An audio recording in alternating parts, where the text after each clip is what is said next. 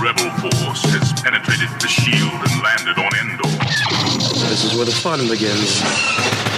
A long time ago, in a galaxy far, far away. This is Rebel Force Radio. Your source for the Force. Star Wars news and commentary. With Jason Swank and Jimmy Mack. I've seen Star Wars 500 times. Star Wars #1! This station is now the ultimate power in the universe. I suggest we use it. Now it's time for Rebel Force Radio. We would be honored if you would join us.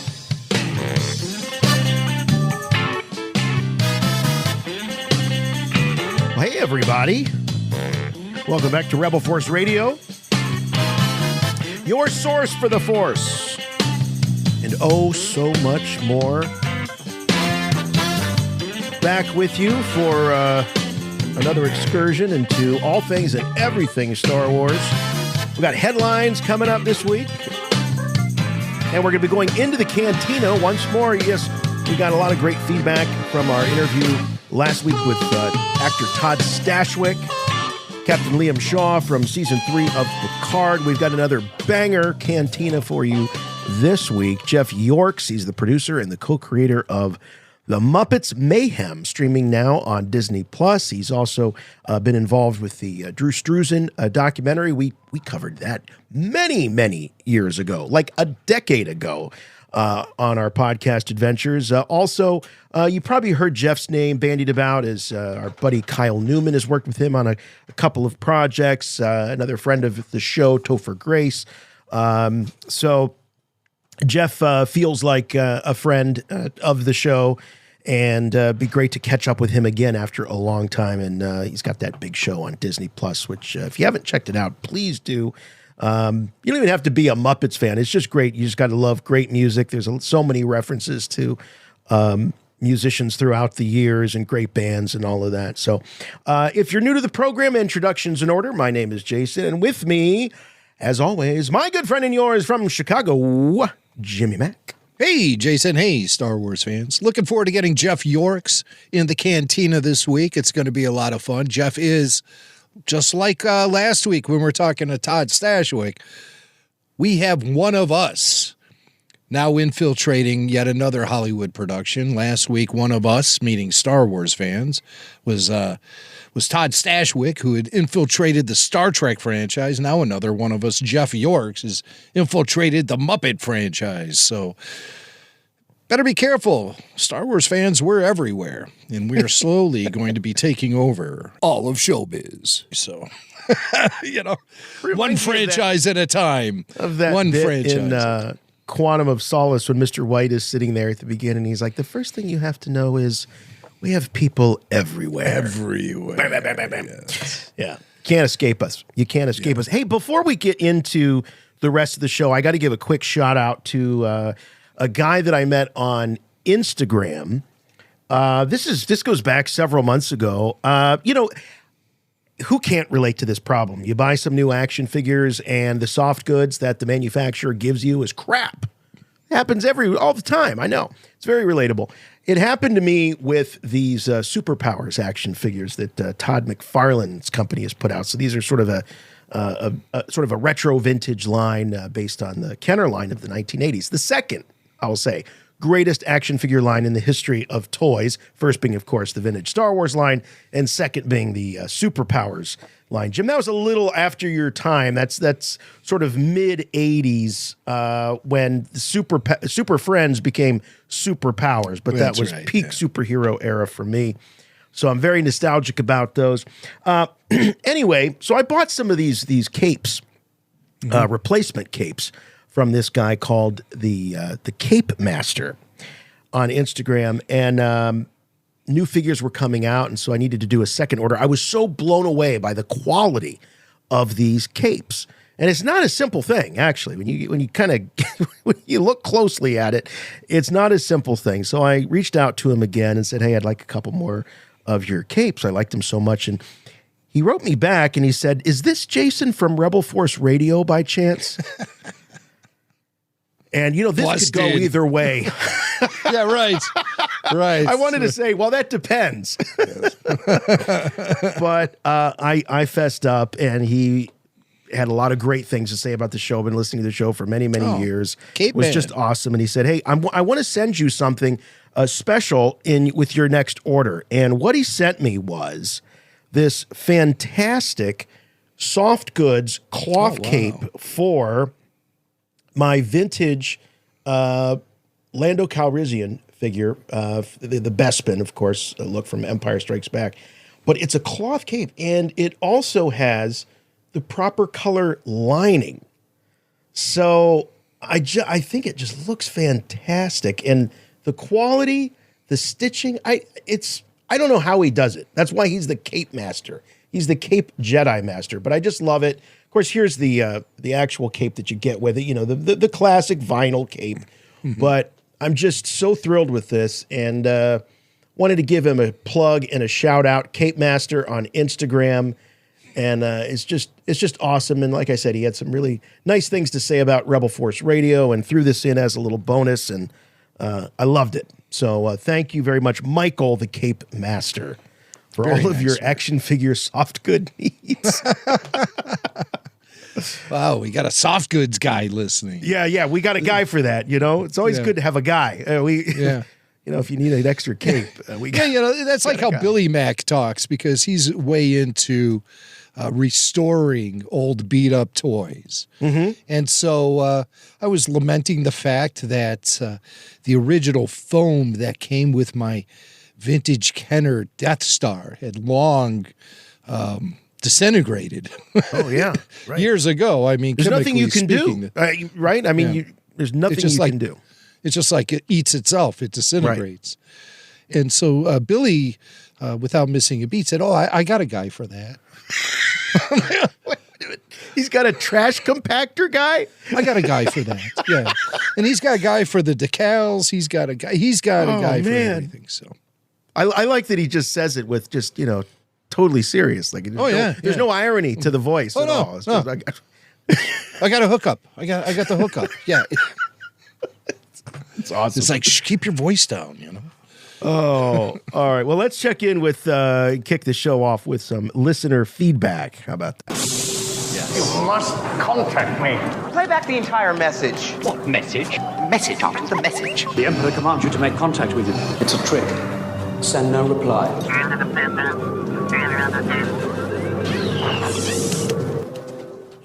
Hey, Jason and Jimmy. Art from LaGrange Park. First, I wanted to get onto the topic of the Mandalorians in the cult, or the cultists, getting down to make more Mandalorians. I want to hypothesize for a minute that it's kind of implied that he and the Twi'lek girl in season 1 got it on. Bill Burr makes fun of him, even saying, "Did you keep the helmet on?" And she says, "A lady doesn't tell." Kind of implies that they were bumping uglies. 2, I think that Ragnar did adopt him because he's wearing a codpiece. And I think the codpiece is emblematic of if they're getting down or not. Bo-Katan, no codpiece. There's a little romantic thing maybe happening with him or Mando. No codpieces, so I think it's in fair play. Codpieces is happening with Big John Favreau, and there's like an armored skirt with the armorer. Could be similar. Just saying. That's my hypothesis. If the Mandos are bumping uglies. 2, Jason, skip the VR. You're going to get motion sickness for, get Jedi Survivor on Xbox. It's really great. Highly recommended. It's the most fun Star Wars game I've been playing in a very long time. Yeah. Anyways, big fan of the show.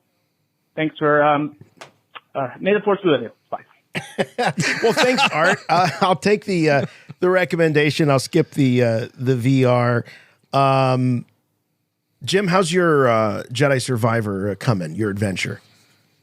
Pretty good. I mean, I'm still running around in circles, but about 30 hours into the game now.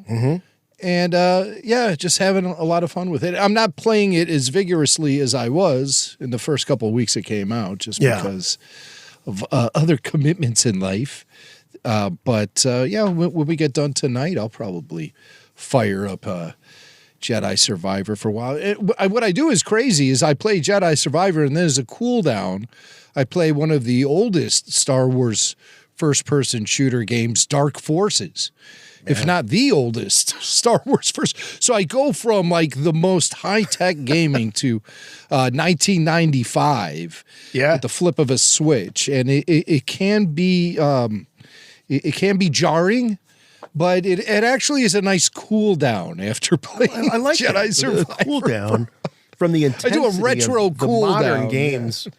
Well, getting back to Art's observation, his question, could there be some symbolism with the Mandalorian armor? Who's wearing a codpiece? It sounds like you could exchange codpiece for like chastity belt. I mean, is that what Art is looking at? But I did go back and I can't remember the girl's name. Was it like Zia?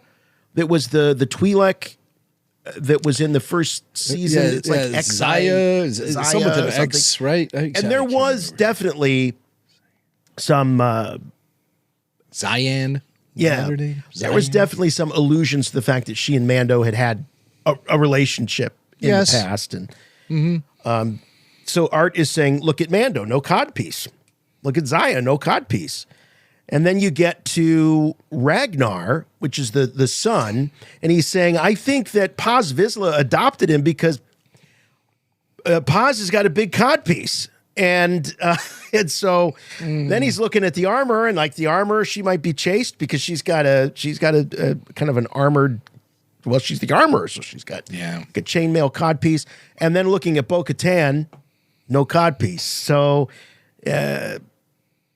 I don't know. I haven't really looked at the cod pieces. I think Art is looking below the belt way too often with these shows. He's looking too deep and below the belt. Yeah. But, who knows what they're putting in the water there in LaGrange Park. But I'm probably drinking the same stuff, quite honestly. He's not far from me at all. Okay. But, I don't think there's a cod piece connection. No, I do not see the cod piece connection. Is that like the rainbow connection? Now, can you imagine like Doug Chang sitting there while he's coming up with this stuff conceptually? He's like, well, I'd give this character a cod piece, but I have to confer with Favreau first to know if there's actually Mando's bumping uglies or not. Maybe this character does, maybe it doesn't.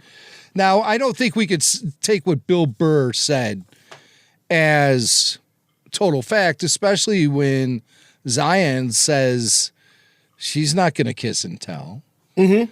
So, I mean, let Bill Burr's imagination run wild. I mean, we know what comes out of his brain from time to time. So, that's fine. But yeah, I don't see the codpiece connection, and I'm actually getting a little uncomfortable with this conversation. All right. Well, let's cleanse the palate and talk a little bit about what's going on Patreon. What's going on? Oh, we have so many great things happening on Patreon lately. Of course, Patreon is a place where you can get ad-free RFR. The early bird is back. Now that we're down to just one show a week, we're getting the shows out early again. And so RFR on Patreon users, listeners, they get the show before anyone else. It's also the only place where you can get full show video of RFR and bonus exclusive podcasts like RFR Q&A, the Babu Freaks, RFR RPG, and other specials and things like we dropped a Ben Burt and the Wizards of Star Wars Sound interview. It's a classic from the archives. We dropped that on Patreon recently. And it just did a great Q&A with Scott St. Louis. And we discussed Luke Skywalker. And Scott has some really interesting theories on how his death in the sequel trilogy actually put a lot of events into motion. We talk about the sequels from time to time and take note of the plot holes and the story threads that sometimes go nowhere. And so conversations like this are kind of fun to have that connect the dots with the storytelling. And Scott St. Louis brings in all sort of interesting theological connections and different observations that he made regarding the character of Luke. So I really enjoyed that conversation. We also talked about Galaxy's Edge, and Scott St. Louis sent me this book, Jason, here. He just sent it to me. It just arrived today.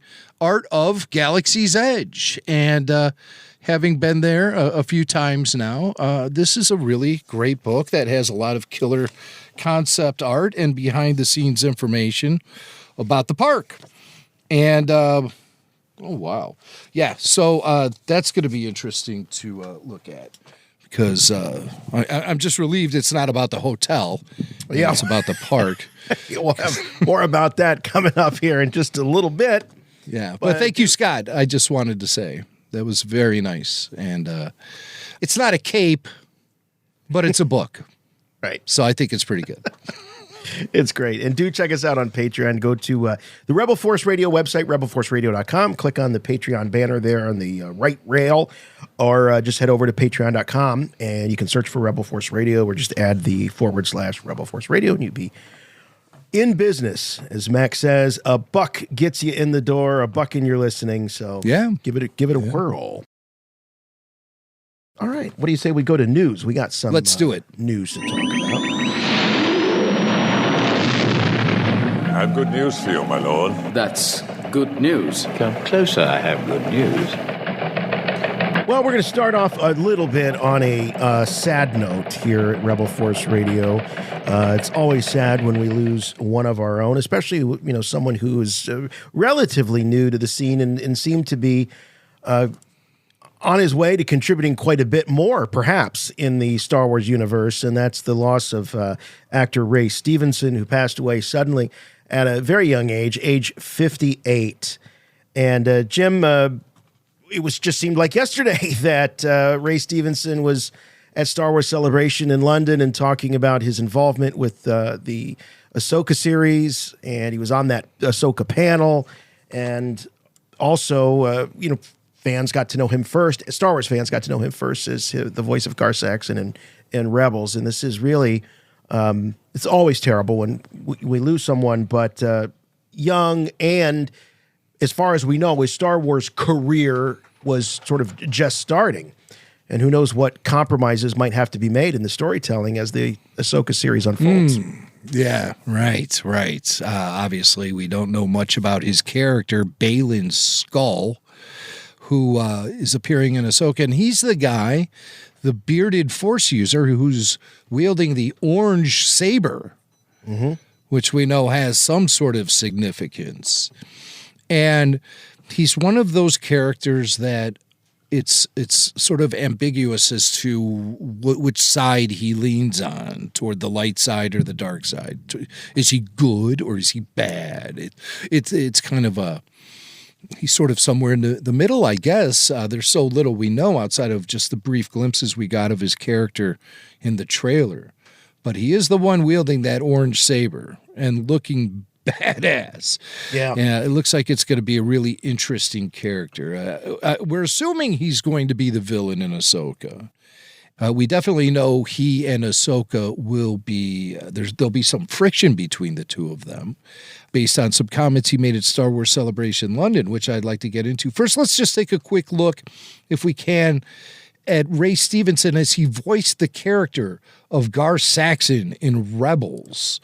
It was a very interesting character. He was an Imperial Mando, and we have a brief clip. Search the area. I doubt he's alone. Who are you? I am Gar Saxon, Imperial Viceroy of Mandalore. And you, Rebel, are now my prisoner. Dun, dun, dun. So there's Ray voicing Gar Saxon. So he's been around in the Star Wars family for a little while now, but as far as live action goes, we've yet to see him. And his big introduction to Star Wars fans happened last month at Star Wars Celebration in London when he went up on the streaming stage and talked about Gar Saxon and also about getting the call to be Baylan Skoll in AHSOKA.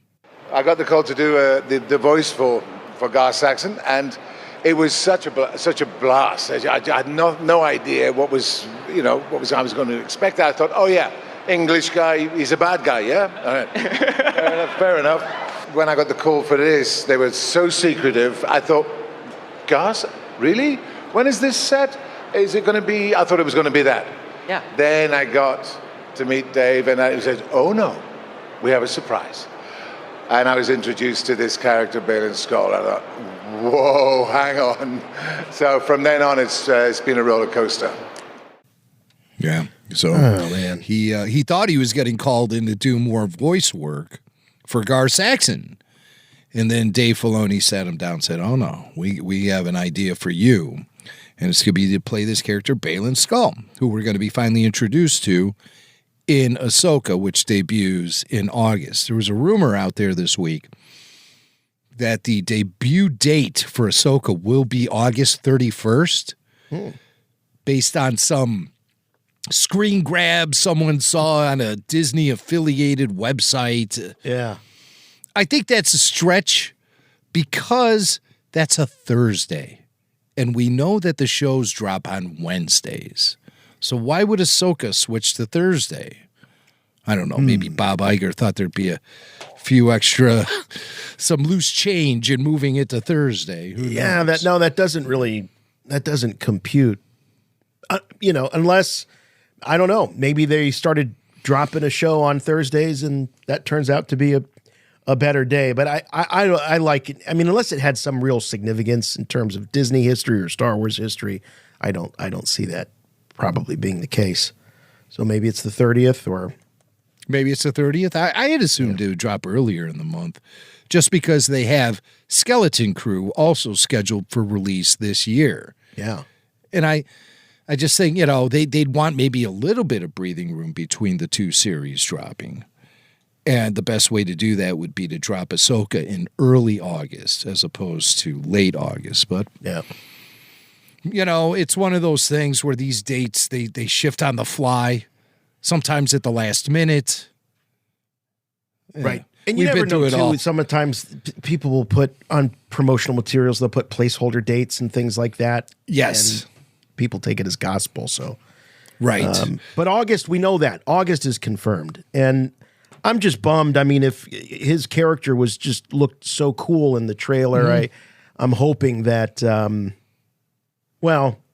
that maybe his character will have a natural end in the with season one, that it doesn't compromise the storytelling. I mean, we know that we'd heard from good resources, insiders, that losing the Gina Carano character really caused trouble for Mandalorian season 3, and losing that whole series that she was attached to. So you just don't want to see one of those speed bumps again. And certainly I'm not making light of the man's passing. That's not the point, but we're here to talk Star Wars and the analysis of what these things could, the impact they could have on Star Wars. So.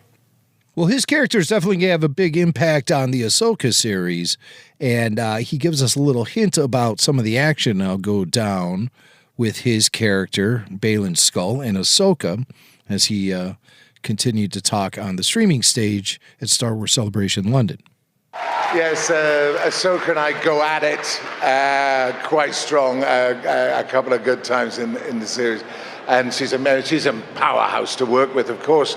But getting to wield the lightsaber is just the best feeling in the world. And the first time that they handed it to me for the camera test, you couldn't help yourself. You make the noise. You make the noise. Everybody says it. I'm sorry. No, everybody does. Well, he seems like a really, really charming, friendly guy that was just totally psyched to be in live action Star Wars. It's kind of tough to watch. R.I.P. Ray Stevenson. The man certainly had a presence, and you could feel that by watching those clips of him on stage in London. And I'm sure we'll be able to feel it by watching him act out as Balin Skull in AHSOKA. I hope he at least gets an action figure with that orange saber. Oh, yeah. So cool. Well, Hasbro they're so excited to have another color saber option that they can put out there. Sure. All right, Everybody knows, you just make them different colors. That's been the greatest gift to the toy industry since the Power Rangers. Just put them in different colors. They're the same exact thing. Just make them different colors. Right. And so Hasbro's definitely been reaping those rewards with their Astromechs and Shadow Troopers and what have you. Just make a color variation, and there you go. Yeah. All right. So the Galactic Starcruiser is set to dock permanently in September 2023. This is the immersive hotel experience at Walt Disney World in Florida. Opened up in March of 2022 and is set to close in 2023, September of 2023. So not even quite 2 years. And Jim, I reached out as we do have our sources, and we do have a source that has been able to give us information about what's going on behind the scenes sometimes at the Disney parks. And not a whole lot of tea here to spill, but this is what this person sent me, because I just didn't want to go off half-cocked and, all hyperbolic about this. It involves people's jobs and their livelihoods and all that. But according to this person, they state that it looked like a bust from the beginning, very expensive, and looked like Star Trek. Star Wars fans will spend a lot of money, but you have to nail it, and they didn't with this one.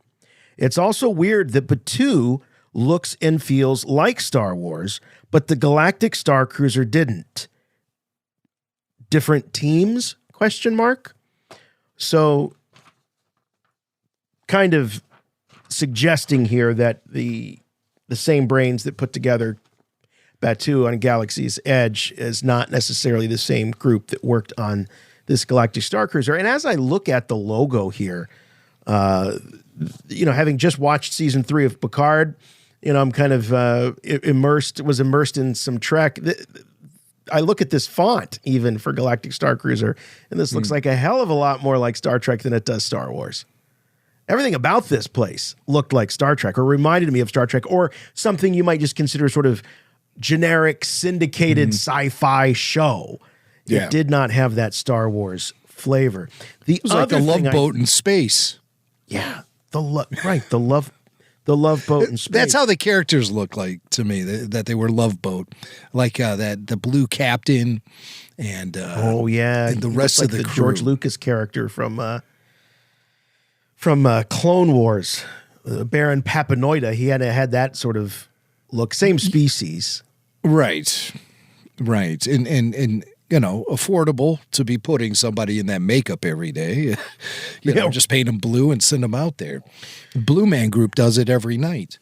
But Galactic Starcruiser, everyone I know who walked through those doors had a wonderful time at this thing. I mean, they did. But there seemed to be a certain element of separation between this and what you would consider an authentic Star Wars vibe. To me, it seemed like the entertainment value was more steeped in Disney and the Disney parks than actually Star Wars. Because, you could put anything in a Disney park. I don't have to be a fan of Avatar. I don't have to be a fan of The Little Mermaid. But I go on the rides and have a wonderful experience. Right. And that's the Disney touch. That's why their parks are so successful, is because they're able to provide these great immersive experiences. And the Galactic Starcruiser attempted to be the most immersive of all experiences. And that might have been to its detriment a little bit, at least as far as operation costs go and all of that.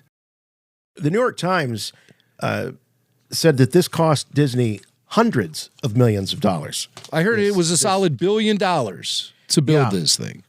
And I also heard another interesting statistic is that by closing it down, they will be able to claim a $300 million tax cut. That's right. This is a write-off That's a big write-off for the Disney company. This is how the rich stay rich, because even their failures end up giving them benefits.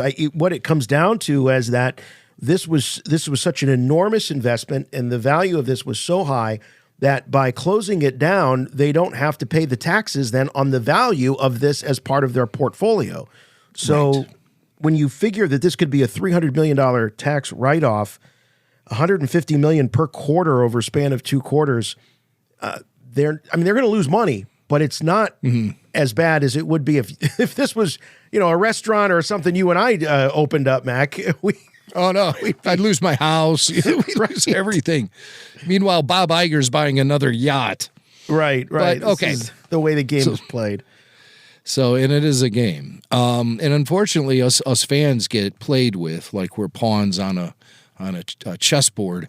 But the thing that I always think about when I think about this hotel, and I researched the hell out of this thing when it opened. Of course, Disney didn't want to send Rebel Force Radio out to it with their big media shill gangbang. They sent out all these lesser podcasts that make a fraction of the impact that RFR does. But, hey, that was their choice. I really believe that if they put RFR on there when they were opening this thing up, it'd still be open. We'd be telling everybody how great it was. That's a $300 million mistake, Bob Iger. But see, the thing is why they didn't want to put RFR on that thing. It's because they knew we'd tell you guys the truth. Yeah. And we'd tell you if it was worth the $5 to $6 grand to put your family in there for 2 days. And I think Jason and I would have been way too honest about our experience there. While I still wouldn't walk in there, looking to hate the place or criticize it, Right. I would drain it for as much fun as the place could possibly offer. Right. But even by doing that, and I watched all the videos and talked extensively to people who went to this hotel, and it just didn't have the Star Wars edge that made it essential to my fandom. Like so many things do. Rancho Obi-Wan has that edge that's essential to my fandom. Galaxy's Edge has that. Where it's like, yes, if you're going to park the Millennium Falcon in California or Florida, damn Skippy, I'm going to be there. I have to be there. Right. Well, did the Galactic Starcruiser have anything even remotely essential to my fandom as the Millennium Falcon in Galaxy's Edge? That's as big as it gets. And I have to be there for that. Yeah. Galactic Starcruiser, it had this like generic sci-fi edge to it. That It was like Babylon 5. Like Star Wars. I don't even want to say it was like Next Generation, Star Trek The Next Generation. It was more generic than that even. Babylon? It was more like Babylon? More like Babylon 5 or, something just, like I said, some random. Buck Rogers, the old Buck Rogers show. Yeah. That's the type of stuff I'm thinking about. Even those bunk beds in the hotel room, they reminded me a lot of like Buck Rogers. He had bunk beds like that. And it wasn't hitting the Star Wars gold mine, It wasn't. No. And it also, taking families on it would be amazing. I just didn't have kids of the age that would make it appropriate for me, I think, at the end of the day.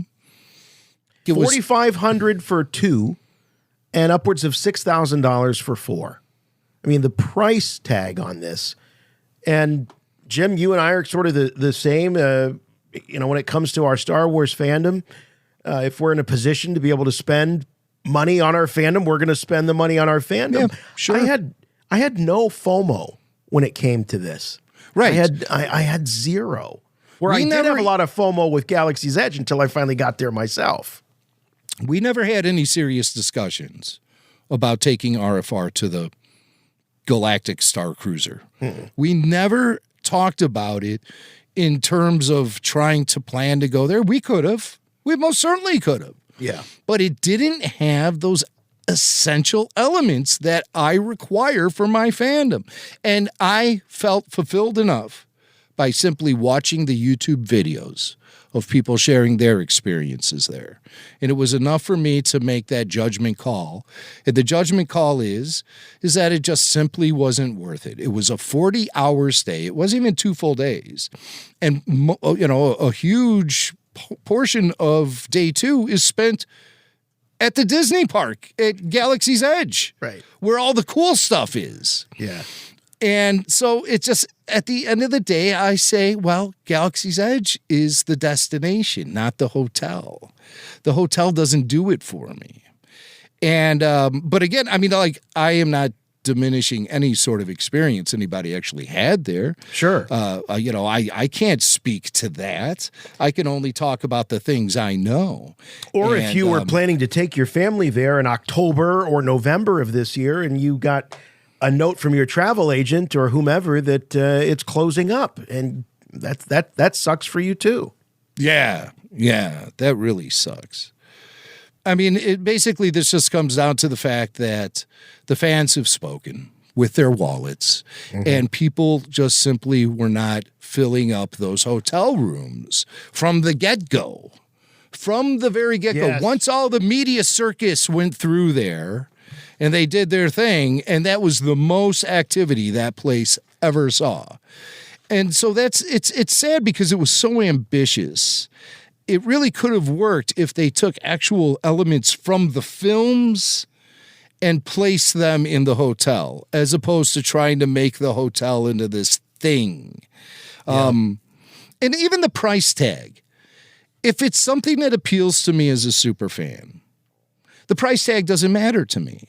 And that's the case with fans of concerts these days.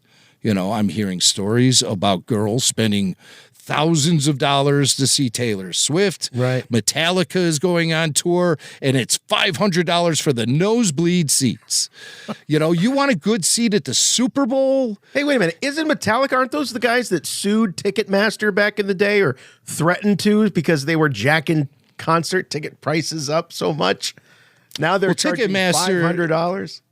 I don't know. Metallica they fought the Napster. That was their big legal battle. And, some bands are standing up to the monopoly on Ticketmaster and stuff. And that bubble has got to burst sooner or later. Yeah, concert. I mean, you've been, since the boys were, I mean, even before, but really since the boys were, out of school and everything, you've really been going to a ton of concerts. Traveling the country to go to various shows, and the prices just keep going up. I'm going to, be taking a big step back from the large arena shows and things like that going forward, just because it's because I can't deal with it. I can't deal with the costs. But a super fan would. If your team is playing in the Super Bowl, you will pay tens of thousands of dollars to see your team. And that's, thousands of dollars for a few hours. With Galaxy's Edge, Galactic Starcruiser, you pay your $1,000. At least you'll get a couple days worth out of the experience. But it just wasn't Star Warsy enough. It's like you're an NFL fan and you spent a lot of money and you ended up at a Canadian Football League game or something like that. It's close, but it's not the same. Yeah. And that's how I felt about the Galactic Starcruiser, just by being an outsider looking in. It didn't have the curb appeal even for me as a Star Wars fan to want to invest the money and time to go there. So much is being made about the price, the cost, which is steep. But you bring up a great point, which is to Star Wars fans, and let's face it, the original generation are sort of they're the late boomers and early millennials, or earlier Xers, and they've got disposable income. A lot of them have the disposable income. They're traveling to things like Star Wars Celebration at both coasts of the country. So it's not as though, as our insider pointed out, that Star Wars fans are not willing to spend the money. But you're right, the value proposition wasn't there. And this is what's so vexing about some of this stuff, even Galaxy's Edge to an extent, which is that if you go to Disney and you're a Disney fan, you want to see Mickey Mouse there. Right. Of course you want to see Mickey Mouse, right? You want to see Mickey, Donald. You go to Star Wars land, you want to see Darth Vader. You want to see Yoda. You want to see the icons that the mythology is built. Sure, you want to see new characters, but you want to see the classics. And that's where they're really missing the boat. And this goes back to the hubris that they had with the success. We've talked about it, with the success of The Force Awakens and Rogue One. They thought the world was their oyster, and they put all these plans in place because they believed that the world had fallen in love with their new characters, and that turned out not to be the case. Yeah, I mean, they were betting against many decades of established Star Wars. They were betting against that. Right. Yes. And absolutely. that's so puzzling. It's like, then why did you buy Star Wars to begin? Why did you give George Lucas $4.5 billion? Yeah.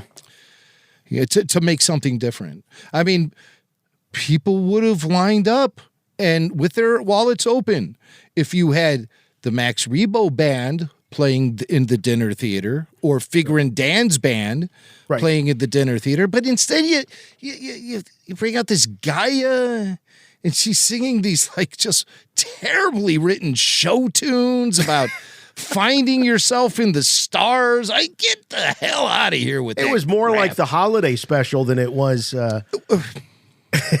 it was anything else. The Galactic Starcruiser is the Star Wars holiday special of this millennium.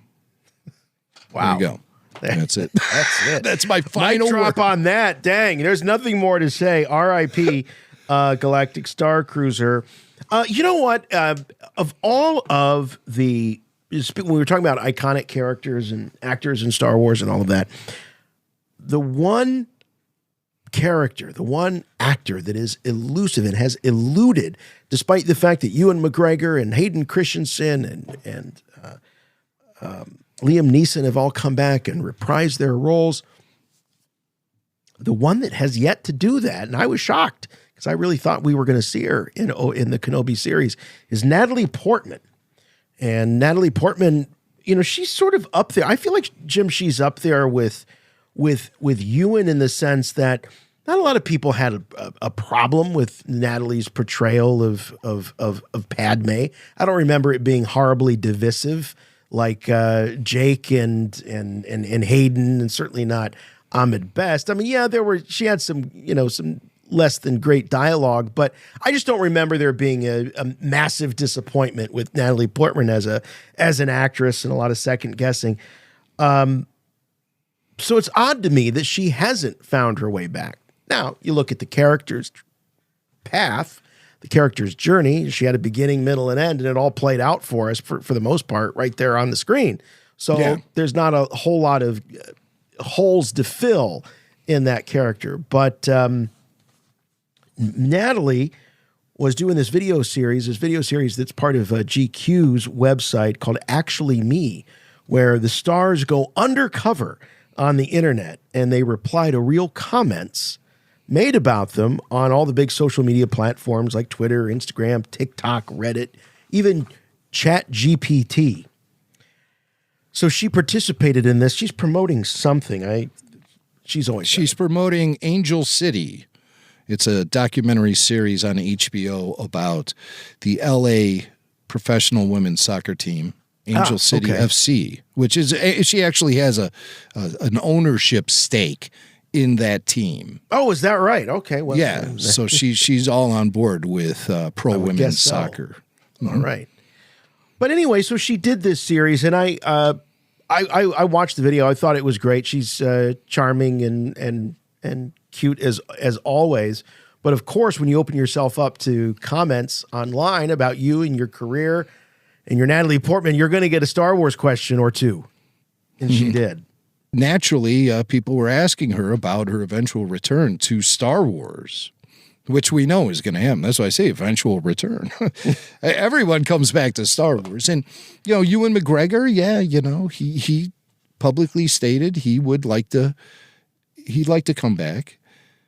And then he felt weird about it. He's like, I seem so needy saying things like that. While he knew that wheels were in motion anyway. Yeah, right. That was hard for him. And of course, Hayden came back. He was just waiting for that phone to ring. But Nat, she keeps herself busy. Of course, she's an Oscar winner and still an A-lister as far as her celebrity status goes. Everyone wants Natalie Portman in their movie. She's done the Marvel thing. Right. And so what's preventing her from returning to Star Wars? Well, she lets us know in this clip from her interview, or her shtick, I should say. It's not even really an interview. Natalie Portman replies to fans on the internet shtick that she was doing for GQ. Here it is. Any chance that Padme Natalie Portman returns to Star Wars? Her character really deserves it with the way she was treated in Revenge of the Sith and overall importance for the OT story. I have no information on this. No one's ever asked me to return, but I'm open to it. Open.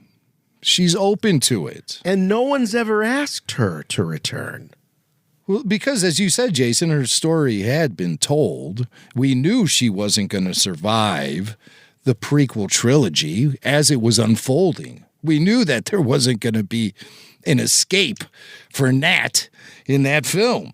Go back to when you were watching Revenge of the Sith for the first time. What did you know about the future of Mrs. Skywalker? Based on the dialogue in Return of the Jedi, we all assumed that she would live at least long enough to make an impression on Leia to where Leia would have some sort of memory. Your first memories as a child are somewhere in the neighborhood of 3 to 4 years old. So I really did think when I'm watching that movie for the first time, I'm thinking that she's going to somehow make off with Obi-Wan there at the end, that she was going to, I don't know, be hiding in the ship the way he was hiding in the ship or something. I was shocked when she died the way she did. Shocked. I was like, this has to be a mistake. Like, didn't George watch Return of the Jedi? I think I walked into that film kind of spoiled. Did you? Yeah. Okay. Yeah, I think I did. So a lot of impactful moments kind of went over my head. And when I look back, what I was thinking almost 20 years ago watching that film, I could remember what I was thinking the first time I saw the original trilogy, and I was much younger, but it had that kind of impact on me, and I wasn't being spoiled, really. I was spoiled for Empire Strikes Back. But still, we all know you were reading it in the Walden books. I was. I was so stupid. God, I could read, and I remember reading the book. I mean, I have such vivid memories about all of that. But Revenge of the Sith, not so much. Revenge of the Sith played out exactly the way I thought it would. The thing that impressed me the most about Revenge of the Sith coming out of it was the confrontation between Mace Windu and Palpatine in his office. When, ultimate power, all that stuff. That scene, I just was blown away by that scene.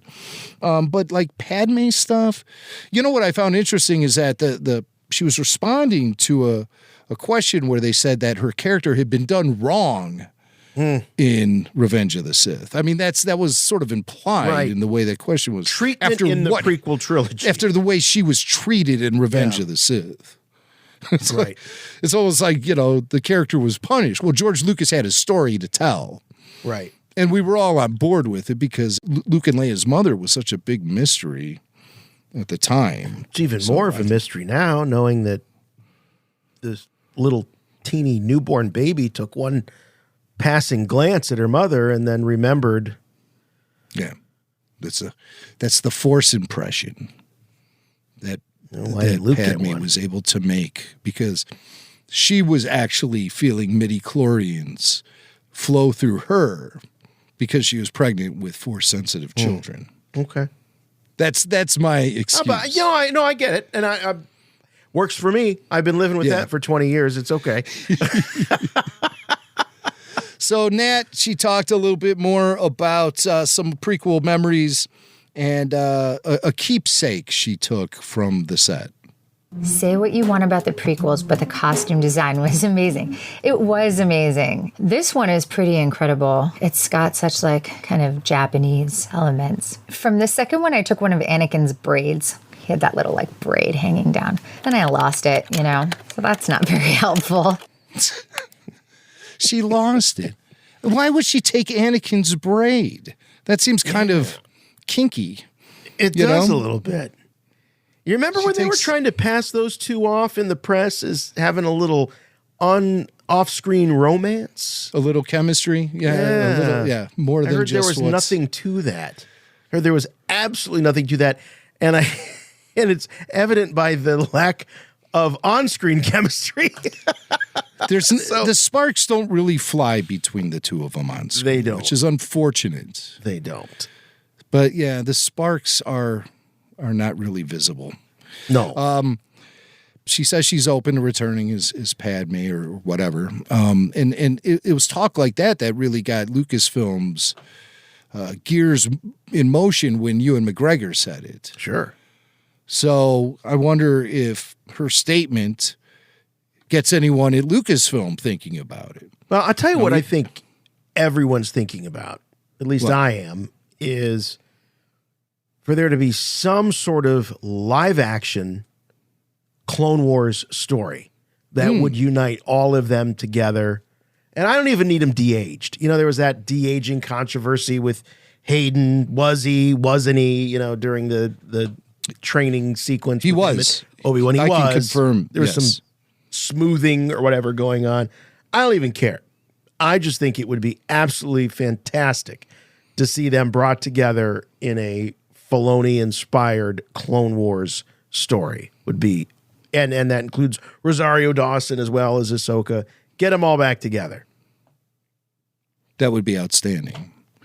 And we'll probably be seeing some sort of flashback similar to what you're thinking in the Ahsoka series, knowing that Hayden is locked and loaded for that show. Right. But will we see Padme? You know, I mean, just because Natalie says no one's reached out doesn't mean no one's reached out. We know how this song and dance goes. We've seen this routine before. Okay. Could it be the Ahsoka series that would bring Natalie Portman back to Star Wars? Could it be? And they're just keeping it secret. Well, we know that there's a lot of different things happening in the Star Wars universe, and there's many creatives in the sandbox right now, and one of them, we believe, still to this day, is Taika Waititi. Right. Even though there hasn't really been too much information about what he's working on. There hasn't been much movement, I should say, as far as we can tell. But at some point, I guess he reached out to Natalie. So let's hear how that went down. Did Taika Waititi forget Natalie Portman was in Star Wars? He says he did because he asked me if I wanted to be in a Star Wars movie. And I was like, I was. I thought he was joking. He's such a joker that I thought it was a joke. And then afterwards, he said in some interview that he was cringing afterwards. Oh, so Taika asked her. Yeah. Well, they worked together on Thor, right? On the Love and Thunder or whatever it was. I don't know. He One was of the Thors. her director. And so he must have had a good time working with her and thought, hey, there's something about this girl that might work in a Star Wars movie. This guy. I mean, this guy he keeps losing credibility with me as the weeks go by, the months go by. Everyone's like, "Oh, Taika, he'd be great. He'd be perfect. Where we got to make him a Star Wars movie." The fans were going bananas when he was announced as being part of Star Wars and The Mandalorian and IG-11 and all this. And this guy continues to, I think, prove that he really doesn't know much about Star Wars, down to the fact that he couldn't even remember that Natalie Portman wasn't in 3 of the 9. She's in a third of them.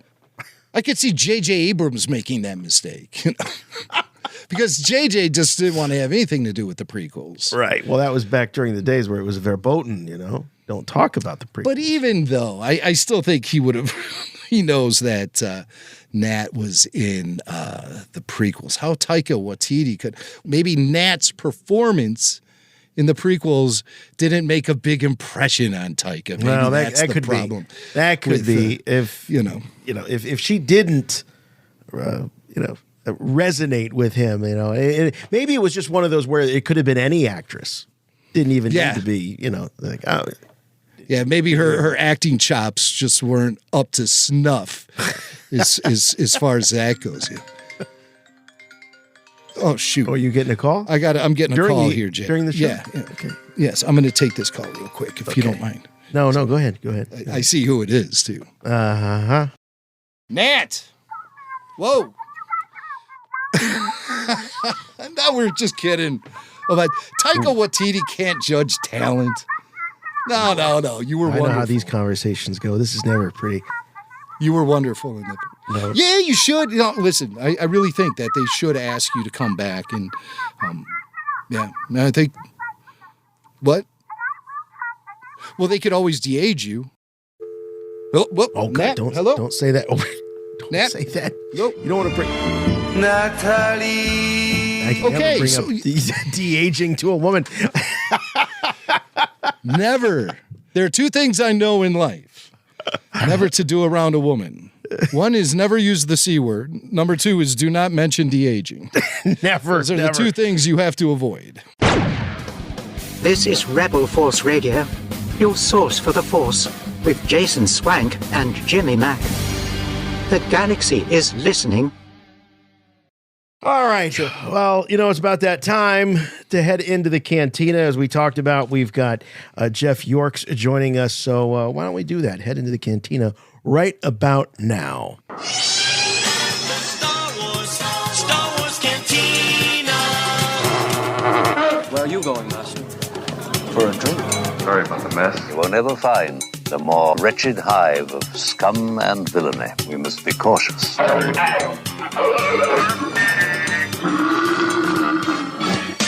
Oh, wow. Hey, Jeff. Look at all that. What's up? Hey. Look at all that stuff you got behind you. Oh, you have no idea. That's a life-size ET. Whoops, he's got a life-size ET, Swank. Oh, my God. Look at that. Benihana chef hat. What's he wearing? He's got a Benihana chef's hat. Then on top of that, he has Medieval Times hat, another Benihana thing, and then Muppet Vision 3D glasses that I stole. Well, Benihana kind of comes into play in the Muppet Mayhem show. You think that's an accident? I wrote that in. It's so my favorite restaurant. Of the teppanyaki. It's Teppanyaki Terrace. Yeah. It's Teppanyaki Terrace because we couldn't get Benihana, but all I wanted, my friends wrote Harold and Kumar, and they have like the card that gives them free White Castle for life. And I'm like, well, I'm going to do that for my favorite restaurant. And we couldn't get them. Benihana for life. That would have been incredible. My all-time favorite Muppet Show episode, of course, is the one that featured Mark Hamill. And what was so great about it was it aired prior to Empire Strikes Back being released. And so he's running around there with his Bespin fatigues on. The first time people saw it. Yeah, and all the characters are commenting on his, I really like your wardrobe. Yeah, totally. Like Hogthrob, yeah. Oh, who's your tailor? It's so funny. Yeah, my kids were into Star Wars. I had successfully gotten them into Star Wars. And then I'm like, you guys got to watch The Muppet Show because The Muppet Show is the best. And they loved it, but they only watched that episode over and over. Yeah, I got them to watch a few more, but then they were like, no, there you go. Because they were shooting. And that's crazy to think that that's Mark Hamill with Frank Oz. Like, that's Mark Hamill with Yoda, Right. They had just worked together. And here they are again. Crazy. It's so bizarre to but again, you don't think of that because Fozzie is living and breathing and it's Fozzie, It's a real dude, real bear. Right. I remember the day it aired. I really do. And just loving that episode. Muppet Show was a thing for me. I would catch it on Saturday evenings. That's when they showed it in the Chicago area. Saturday evenings at 6:30. Yep. And it was just it hit me at the right age, I think. Because obviously I had outgrown Sesame Street. Yeah, totally. by the time the Muppet Show launched, I was probably around 11 years old, maybe 10 or 11 years old. So it just hit me in the right zone, because sure, I had outgrown Sesame Street, but didn't mean that I didn't want to be around the puppets, Totally. So, What's great about the Muppet Show, and what we hopefully tried to do, is it works for two audiences. Sure Like little does. kids can watch. I was a little kid, and I watched it, and these were these colorful characters who were funny, and there were songs, music, and it was great. But then as an adult, there's like that smarter sense of humor that, like, are they getting away with this? That's crazy, and it's just so entertaining. So you would watch it. I mean, I watched it with my parents, and now we're hoping that the audience that grew up with that is watching our show, the Muppets Mayhem, with their kids, introducing it. And it does that humor. Yeah. What we tried to do is make it for us. It'll be appreciated by us and our peers, and they'll introduce it to their kids, who will be like, this is fun. I'm laughing, I think. And also their songs, and they're colorful. Yeah. When you rewatch it as an adult, and I had that experience when they first hit DVD, it was my first time seeing it, because the syndication really wasn't there throughout the late 80s and into the 90s. Yeah. It was sort of that one time. Right. Yes. And, you're seeing, actors like Paul Lynde and stuff like that. That's just like so classic. And they're all the little double entendres and stuff that you don't pick up on as a kid. But what's interesting, and I hear this from Muppet fans a lot, and it's very similar to what Star Wars fans have said throughout the years, because there's been so much Muppet content, there's so much Star Wars content. There is sort of a formula for these characters, for them to really sort of be true to what people fell in love with when they first came out. Did you run into any struggles with that? Was it challenging for you to get the voice of the characters so that it lives up to the classic? No, I think between Bill, Adam, and myself, we felt like, because we'd lived with these characters, I enjoy them so much. Like, I guess, what I found is that, like Star Wars, the Muppets fans each have my Muppets, just like there's my Star Wars. We grew up with the original trilogy. Those will always be our Star Wars, and everything has to compare to that. Just like there's an audience that grew up with the prequels, and that's their Star Wars. And it's true for the Muppets as well. We grew up with the Muppet movie and the Muppet show. But there's a whole audience, certainly, that grew up with Muppet Treasure Island and Muppet Christmas Carol, and everything is compared to those for them. And so I guess in my mind, the bar was the Muppet movie, the Muppet show, Great Muppet Caper, and Muppets Take Manhattan. Those are my Muppets, and those are the characters that I was sort of writing for.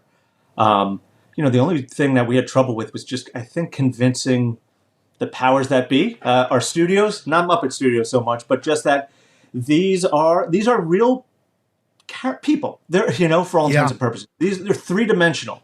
These are not Looney Tunes. They're not just being described by one adjective, Fozzie is not just trying to be funny. He's, so deeply insecure and suffers so much, and there's a need there. And it goes deeper than just like Animal being wild, or Gonzo being weird. It's more than that. And so once we could convince everyone to understand that these characters, even the Electric Mayhem, which were side characters, we could dimensionalize them and do it successfully. It just took a little bit for them to catch on. That was the only resistance, really. Oh, there you go.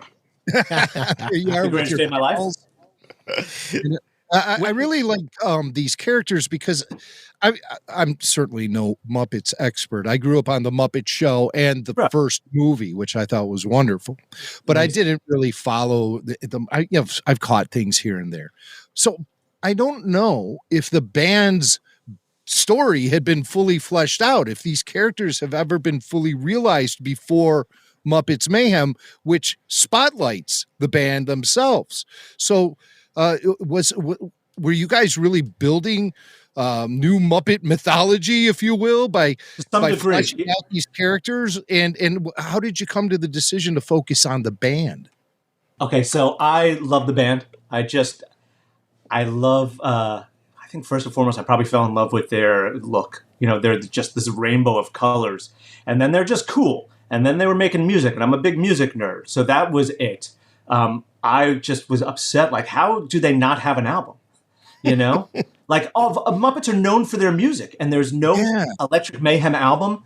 So that was my pitch. You know, I'm probably not answering your question. I'm just going a little sideways. But like, I made a living cutting trailers as an editor, and I was helping people sell their shows, helping creators sell their shows. I helped Adam, my pal, my partner, sell the Goldbergs with a trailer with video footage of his family. And my friends, you know, Harold and Kumar guys made Cobra Kai. They were like, hey, we have this idea, but we just don't know if people know Karate Kid like we know it. And I was like, I have an idea. So, you know, I cut the trailer for that. And I was hired by studios to help sell this stuff. And all these things are blowing up. And I'm like, you know what? I have an idea too. Let's see how that works. I've had success selling all these different shows. Krampus, the movie, my friend Mike Doherty. And, you know, so I cut a trailer for this show. At the time, it was a movie, and I pitched it to Adam, and he's like, yes, we have to make this, but it is a television show. And then, you know, long story short, he had a deal with Sony, so he wasn't pitching this at the time. But we sort of saw it. So the idea was, yes, they were going to be making their album. That's the engine of the show. And I just want an album out of this. That's the best thing you could possibly do. But it just made sense. And when we pitched it to Muppets, they're like, oh my God, of course. And it really does hit every, you know, thing you'd want in a show. The cameos in this show are outrageous. Amazing. Jason just showed a clip. There's Chris Stapleton. Jason just showed a clip of Tommy Lee. There's so many other great cameos in this show. I don't want to spoil them. Yeah, there are some crazy ones. Some that we couldn't even advertise. But yeah, I think, you know, once we figured out that was, you know, that was the engine of the show, they were on board because it just seemed like a no-brainer.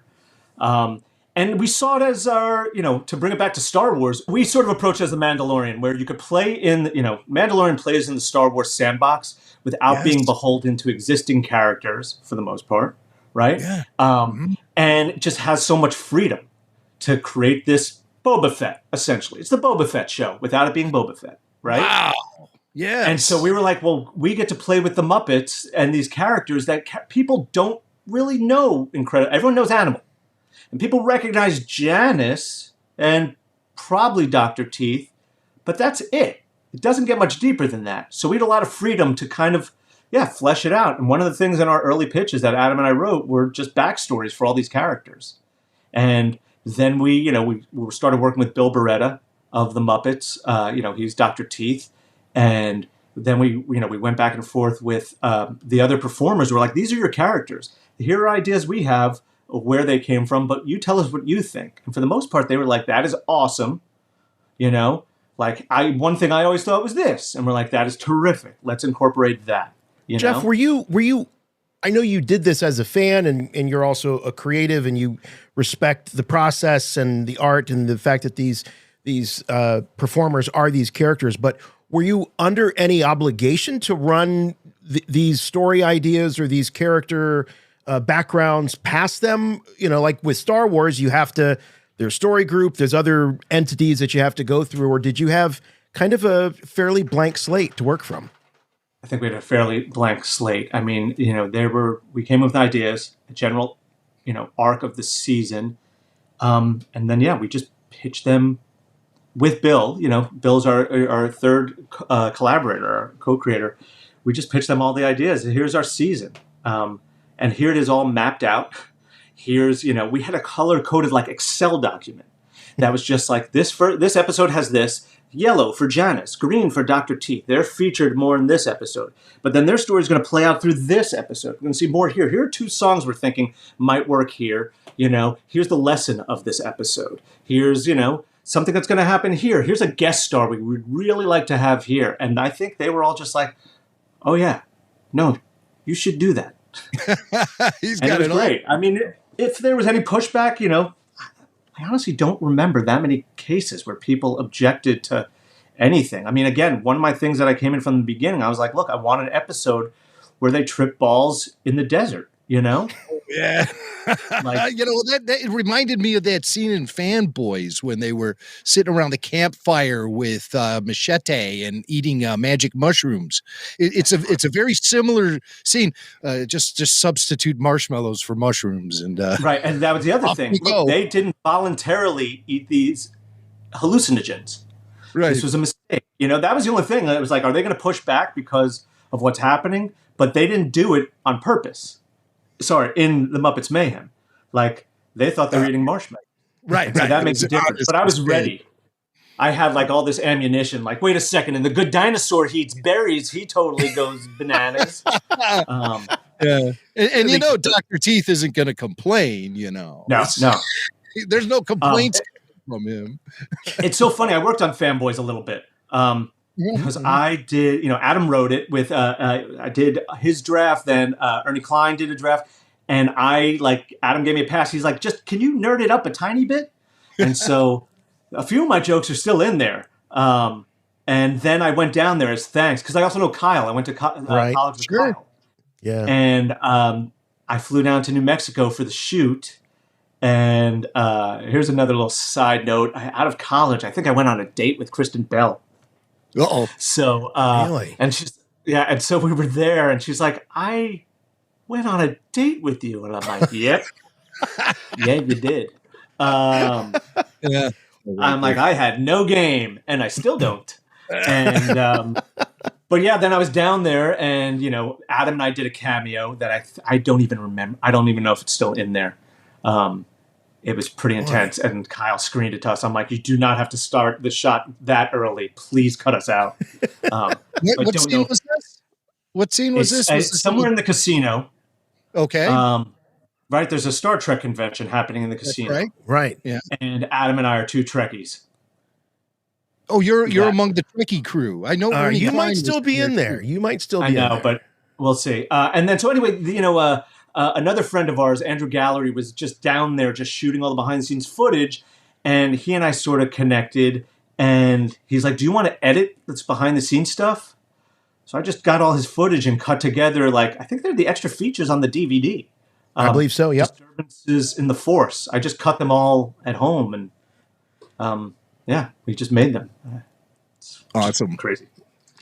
How did you get into editing? Was that just something you latched onto in college and just sort of found your niche?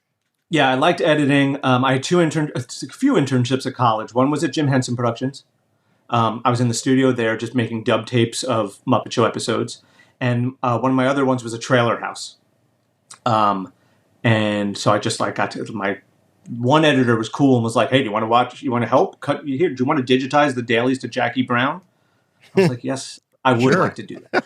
I'll take and I liked editing. We were cutting on film. But I liked, in my first one, I did one of those Jaws invisible edits where, character walks by and you cut on the black, and I remember my teacher being very impressed. But I always liked editing. And then right out of college, I got into animation, like digital ink and paint, which is basically coloring in and requires no talent.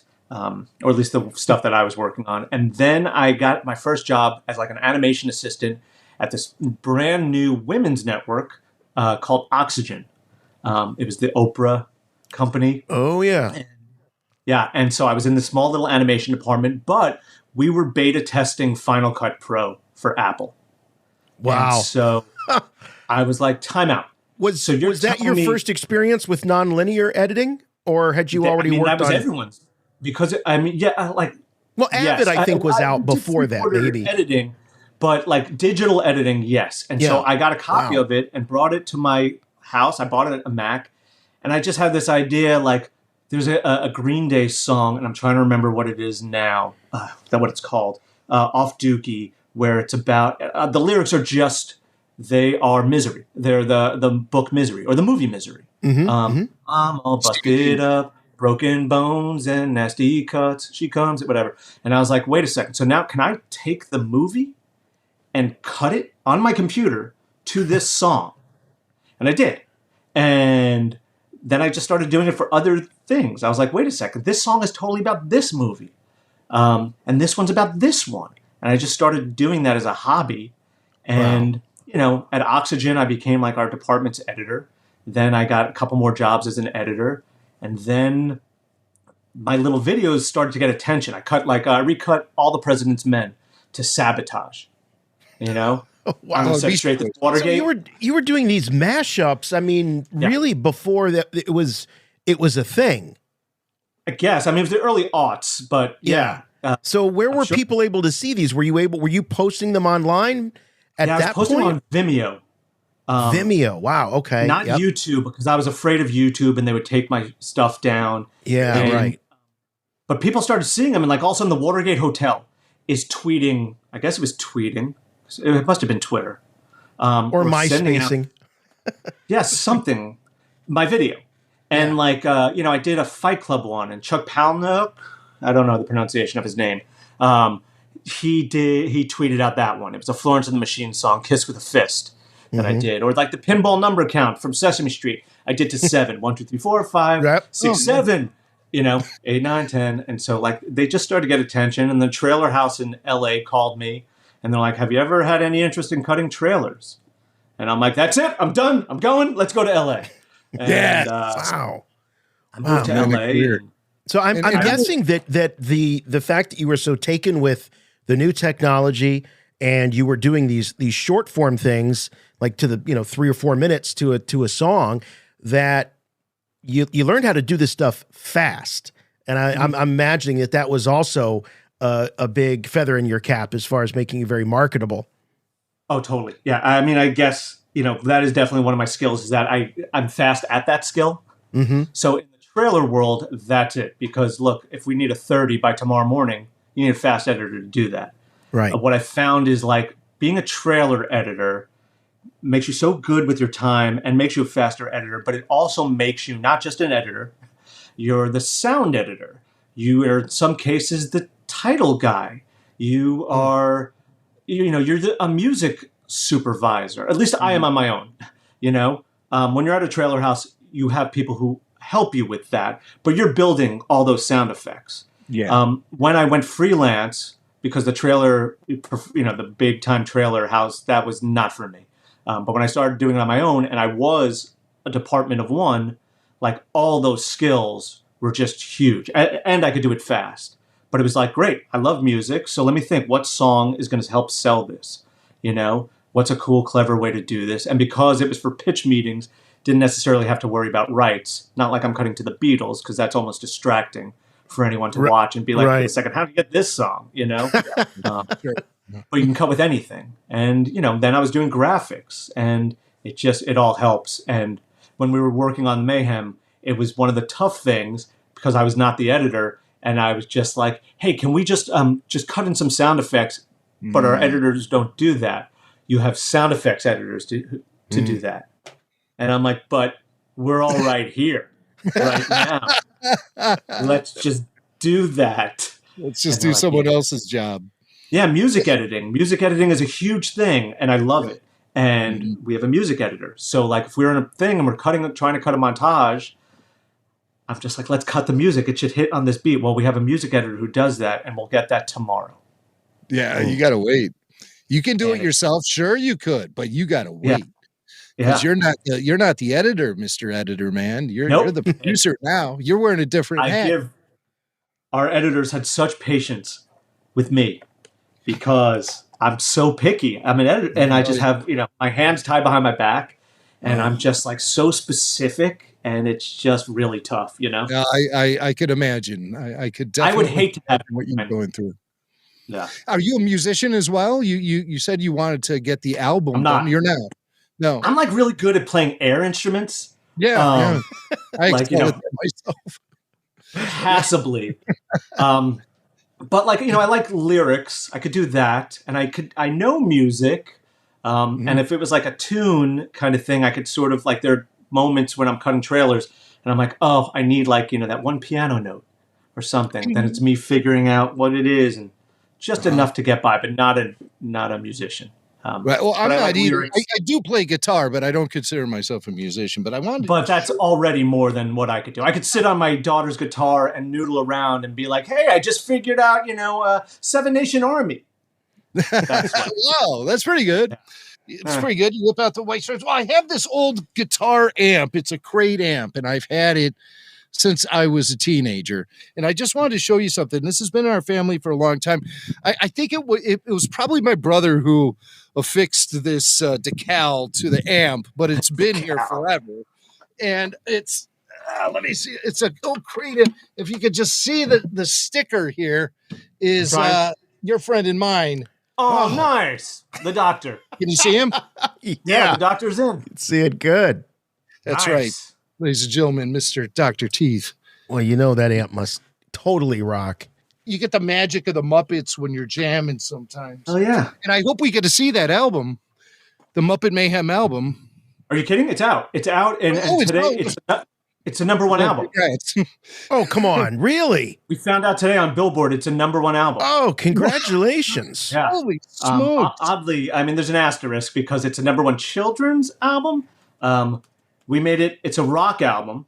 So, and then it's a soundtrack, I suppose. But I will accept kids' album if it's going to keep us at number one because no one cares. You know, you just Right. You can still say I had a number one record. It's crazy. You at the But end. yeah, it's awesome. I mean, I wrote the liner notes. I have a song I co-wrote with Linda Perry. Wow. Yeah, because I'm not a musician, but I could write lyrics. And and we also have Ringo Starr plays drums on a track. What? That's it. Yeah. Get out of here. A Beatle? It's insane.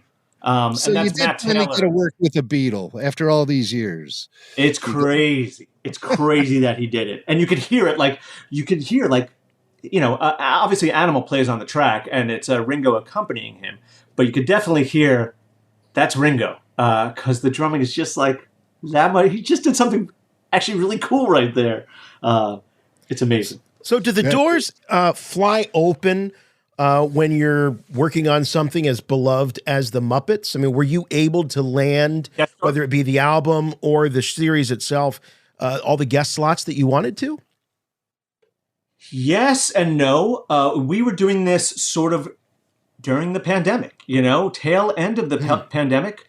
And so our show is for, featured musicians. That was from the get-go. We wanted, Muppet Movie is Hollywood comedians. Great Muppet Caper, a lot of British actors. Muppet Take Manhattan, Broadway, New York actors. But this, we wanted musicians. And all the musicians were now finally going out on tour, making up for 2 years of lost income.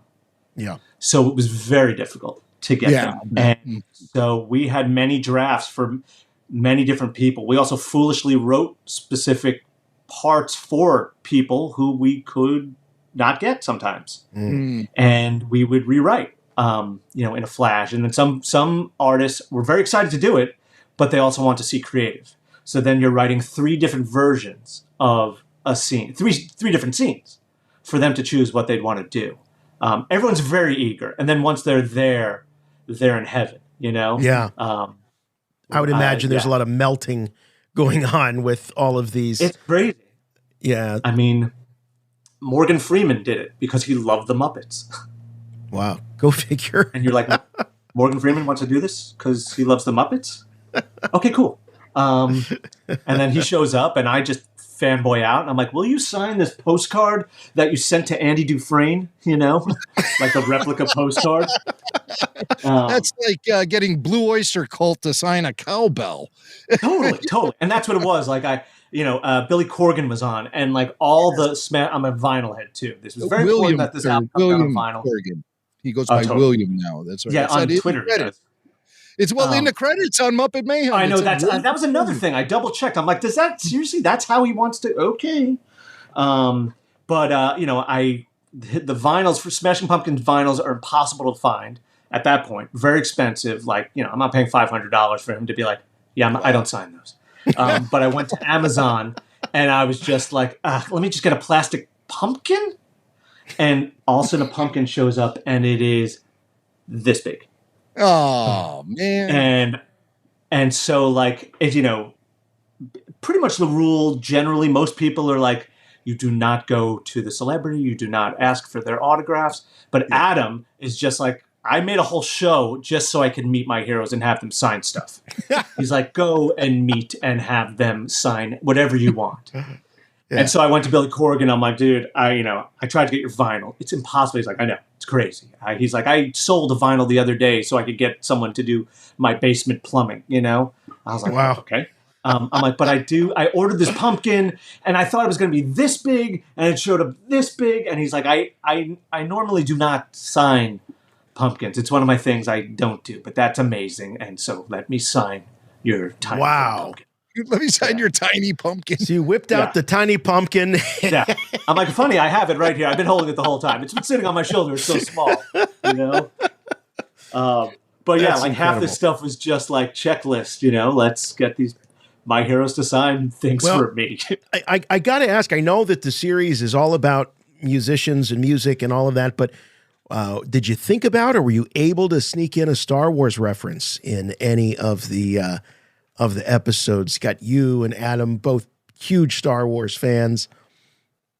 I've seen more than half the season, and I didn't catch any, but I was almost expecting something, some sort of nod to a galaxy far, far away.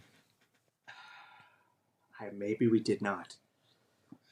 Oh, damn it. I know. And now there's nothing you can do about it.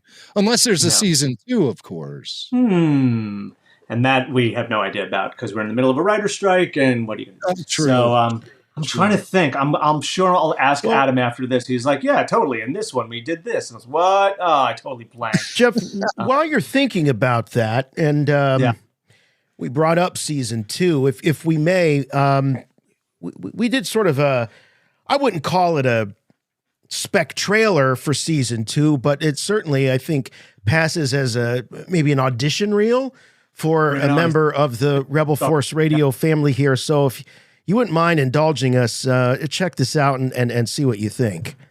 I told you we would do it. Here we are. Well, it's about time we made it to Rancho Obi-Wan, run by the venerable Steve Sansweet, Star Wars super collector. This place is a virtual nirvana for Star Wars fans all over the galaxy. It's an amazing Billy D. Williams. Come inside and join us. How you doing, everybody? We're here with the administrator of this facility. Oh, Mr. Sweetness himself. How you doing, Steve? I'm doing just fine, Lando. How are you? Well, it's a real pleasure to be here. It's a real pleasure to have you here. We give him his all. You know, imagine if you're ever looking for a supply problems of all. Who's operating Steve Sansweet? It's the most realistic puppet you've ever seen. I can't tell who's more realistic in that one. Have you ever made a trek out to Rancho Obi-Wan with your pal Kyle Newman? No, I've been to the ranch. I've never been to Rancho Obi-Wan. That's still a bucket list check mark that has yet to be checked. You definitely got to make that happen. What brought you to Skywalker Ranch? My friend Dan Kanemoto is an animator, and he had a short film. This was probably, again, mid-2000s, and we were going to do his score. His score was done by a composer named Ryan Shore, and he was going to record the score at the ranch, at Skywalker Ranch. And so, yeah, you basically just have to book it. It's almost like a hotel, but obviously he had an inn, and we went up there and for a weekend for the scoring session. And we stayed in one of the bungalows, the Mary Pickford one. And then we just rode bikes around the ranch. And I think, had I been there before? I'm trying to remember. I feel like I had been in the actual, the main house, but we weren't that time. But yeah, it's the best. I mean, it was a gift. I wish I could go back. We went to ILM that weekend. Those bucket lists I've checked off, but haven't returned yet. And you've been able to get Star Wars footage in your editing bay before. You've worked on, as we mentioned the Drew Struzan documentary, and Drew has a huge legacy when it comes to Star Wars. But more specifically, the Return of the Jedi, which is a short film that you did with Kyle Newman directed that, and that was commemorating the 30th anniversary of the release of Return of the Jedi. And it's what funny. was that like? It was great. That was my poster idea. That was, well, first of all, we had friends in common, and I had gone to Topher Grace's famed prequel recut screening. Oh, yes. And so I was a friend of a friend that was there, and I very casually met him, and that was cool. And then Kyle called me up with this, and he's like, okay, we're doing this thing. Will you edit it? He's like, oh, and Topher's involved, and he's into editing. And I'm like, I know. And he's like, if you're cool with it, he'd love to sit with us. I had like 48 hours to cut this thing with all this footage. And I'm like, yeah, sure. And Topher came. This was a different office. It was a sort of smaller version of this space. But he walked in. He's like, oh, yeah, you and I should be friends. And and we became friends after that. So, like, yeah, we went, we cut that. That was fun. It was just a lot of footage, of interviews and just cutting them together in a fun way. And I had experience cutting all that stuff. And then, yeah, just cutting to, Star Wars footage? Okay, easy. It was a blast. And then I went to the American Cinematheque, I think the following weekend for the screening of JEDI and saw it on the big screen. This thing that I edited for Star Wars. And from that, Topher and I became friends. We would just hang out all the time. And, I helped cut something for him that he was pitching. And then, I don't want to jump the gun here, but he came to me. He's like, I have this idea for this Star Wars video.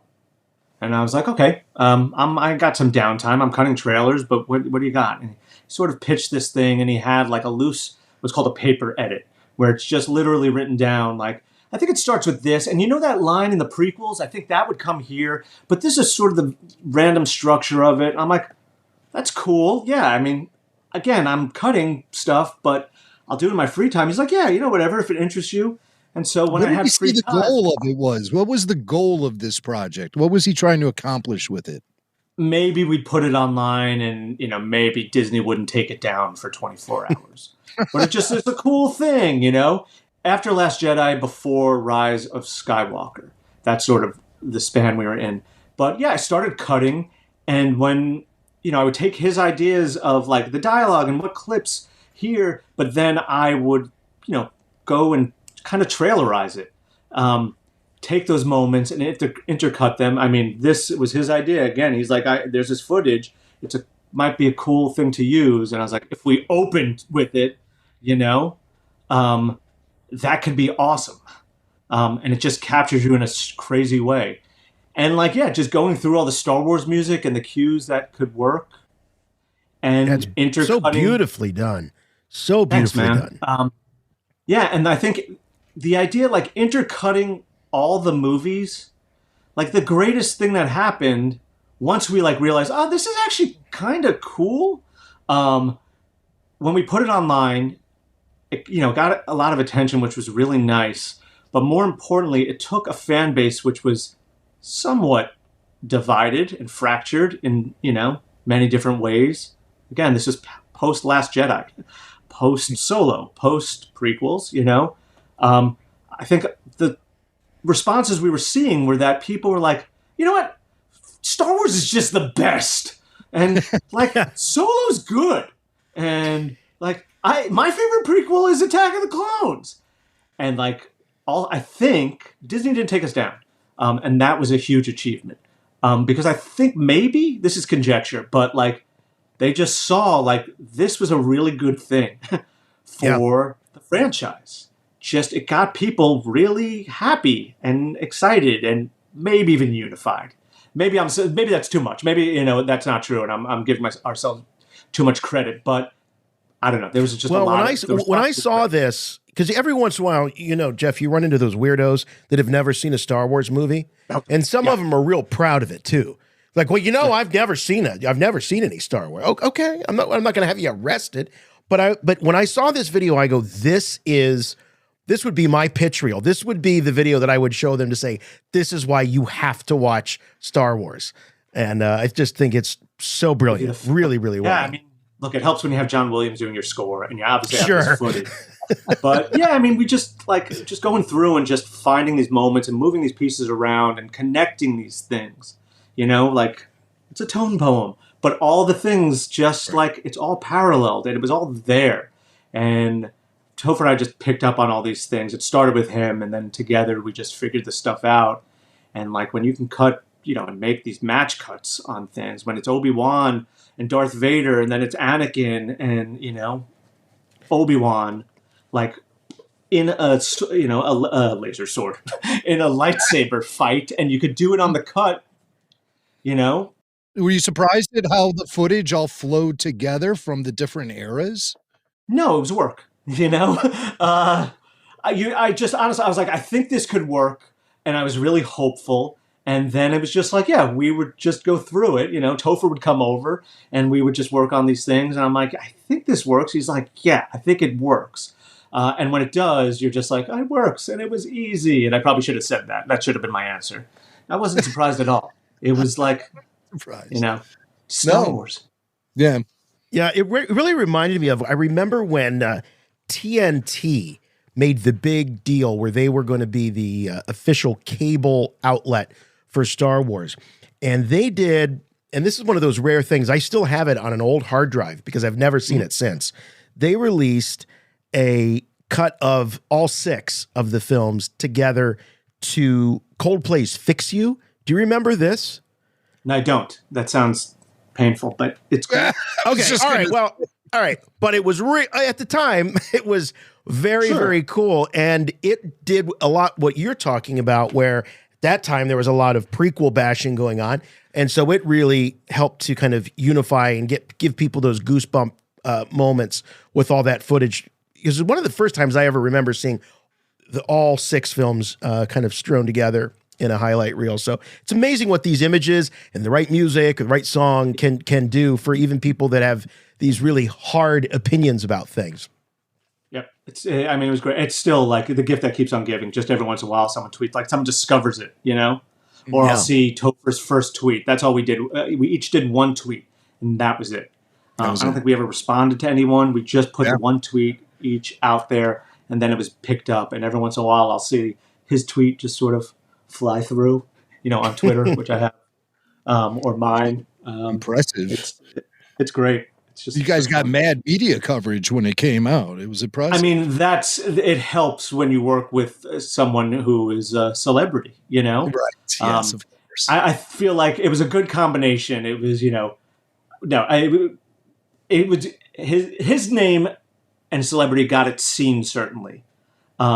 Whereas I think if it was just me alone, it would just fizzle away on Twitter. And then, it helped that it's not bad.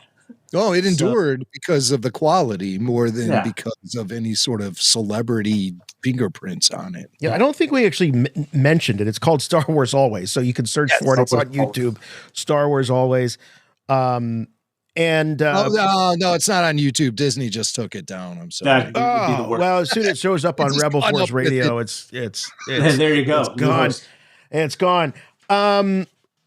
Jeff, we do have some final questions here for you, but before we get into that, I want to congratulate you on the success of Muppet Mayhem. I was just looking at some of the reviews. The reviews have been great. The audience score is really, really high. And of course, those are the ones that you really want to, who cares what the critics say? A lot of the critics are really enjoying it, but they're picking up on some of the things that you were mentioning earlier, is that it's a show for the whole family. Adults kind of get it on their level. The kids get it on another level. And it looks like it's really a home run for the Muppet brand and you guys and your team. Mm-hmm. Yeah. As I said before, for the fan base, which again, it's just everyone has their different Muppets. It just seems universally they all seem to really be happy and like it. Maybe they're just relieved. But it's been great. We're really happy. Well, I never realized until now that Zoot is my spirit animal. I'll just better leave or worse. Far out, man. And Zoot is the original Zoot. That's Dave Goles, who's been with the Muppets from the Muppet Show. He's Gonzo, he's Dr. Bunsen Honeydew. He's, Boober Fraggle. He's like just a piece of Muppet history. And just such an honor to all of a sudden, he's on our set and he's saying our lines and we're hanging out. And amazing. Are all there the any performers other are fantastic. Muppet Show veterans that are working on Muppet Mayhem besides him? From the beginning, from the original, No, we have someone from the Muppet Workshop, Jane Gutnick, who's been in it for a long time, worked with Jim. But that's about it. Through Bill, Adam and I were able to geek out. We had a couple meals with Frank Oz. Wow. And that is just on so many levels. So many levels. Just outrageous. And you just have to, remind yourself, just be chill, don't geek out too hard. Just, and don't do the voice, How would Yoda order lunch, I want to ask because, Frank Oz has, he's one that has said things in the press, in the media, he is free with he's an opinionated guy. And of course, deservedly so, he created a lot of these characters along with Jim Henson, obviously. Did he give you any advice? Did you ask him for any advice on how to treat these characters? Anything about tone? Anything at all? No. I mean, I think we talked to him once we had made it. And he could see that our hearts were in the right places. That usually sounds like before we screwed it up. But no, he's like, do your thing. I think he read a draft of it. He had some little notes. We were hopeful he would direct it, but schedules got screwed up.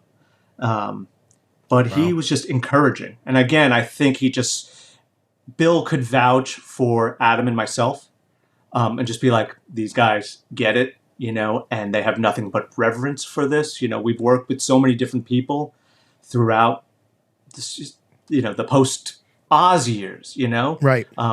We're often just assigned, you're working with these people, And he's like, these guys get it. And they invited us, and they really captured the spirit of it. And Dave Goles, we screened the pilot, and he's just like, the Muppets are back. This is it. I'm getting that Jim feeling. And it was just like, well, what else do you need to hear? That's it. Even if no one ever saw it, no one else saw it, you'd be like, well, totally. Yep. Cool. I won. We got that. Yeah. But we talked Little Shop of Horrors, to talk just a little bit about Little Shop of Horrors with Frank Oz. It's just oh, God. The Little Shop of Horrors, I think that was Frank's directing debut, if I'm not mistaken. I think he did Muppets Take Manhattan. Oh, he did do that one. Yeah. And then he did stuff after. I should open up his IMDb. I think he did a few things. Dark Crystal, he and Jim co-directed. Uh-huh. But yeah, that was certainly a big one. And then he went, straight comedy. Right. Yeah. Absolutely. He's the best, We just watched, in our house, What About Bob the other night, and it still holds up, man. It is just one of the best. And I said, Yoda directed this. Totally. That's the weird thing. So when we were hanging out, and he'd be like, yeah, on Bob, what we ran into was, and you're like, he's talking about What About Bob to us, This is crazy. Yeah.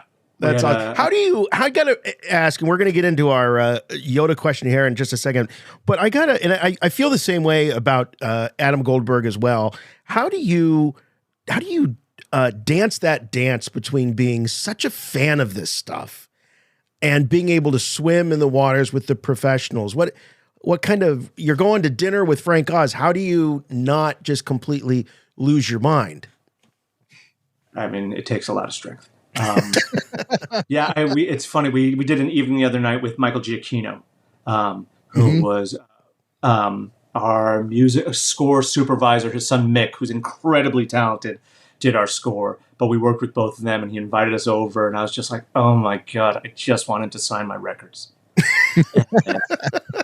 And all my friends were like, "Do not ask him to sign your records." And I was like, "Don't embarrass us." Yeah, and I was like, I'm going to bring some records. So I had 2 bags. I have A tier, these four. We'll start with these 4. And if he's cool, then I got the next 4.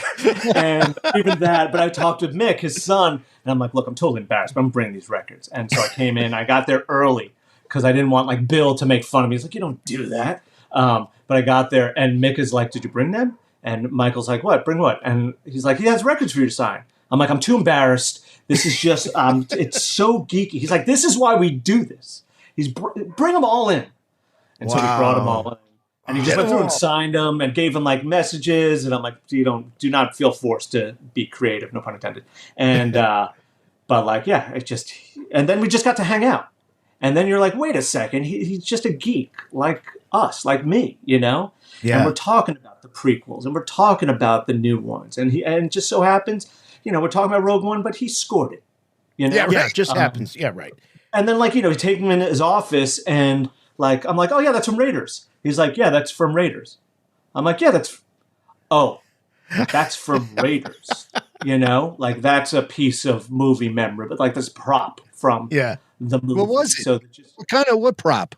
What was it? Something from the temple, you know, from the beginning. Something that shot a dart. Oh, okay. All right. One of those square things. I'm like, oh, you just got that from like Regal Robot or something. He's like, no. No, that's a real deal. Not a replica. Amazing. Wow. But it's amazing. Yeah. And so like, yeah, you know, I don't want to spoil. We had an amazing cameo that like on our show that is another hero. Where after he shot it, we just went back to his trailer. And again, I just had a bunch of stuff for him to sign. And then he's like just showing us stuff on his iPad. Just like, oh, this is some footage. I'll do a New Zealand accent. He's like, oh, yeah, this is some footage from, I'm remastering. And we're just like, cool. He's like, here's some more behind the scenes stuff we cut out, but we're going to put out the DVDs for it. And you're like, oh, yeah, cool. Yeah, that's awesome. Yeah, cool. And just, I don't know.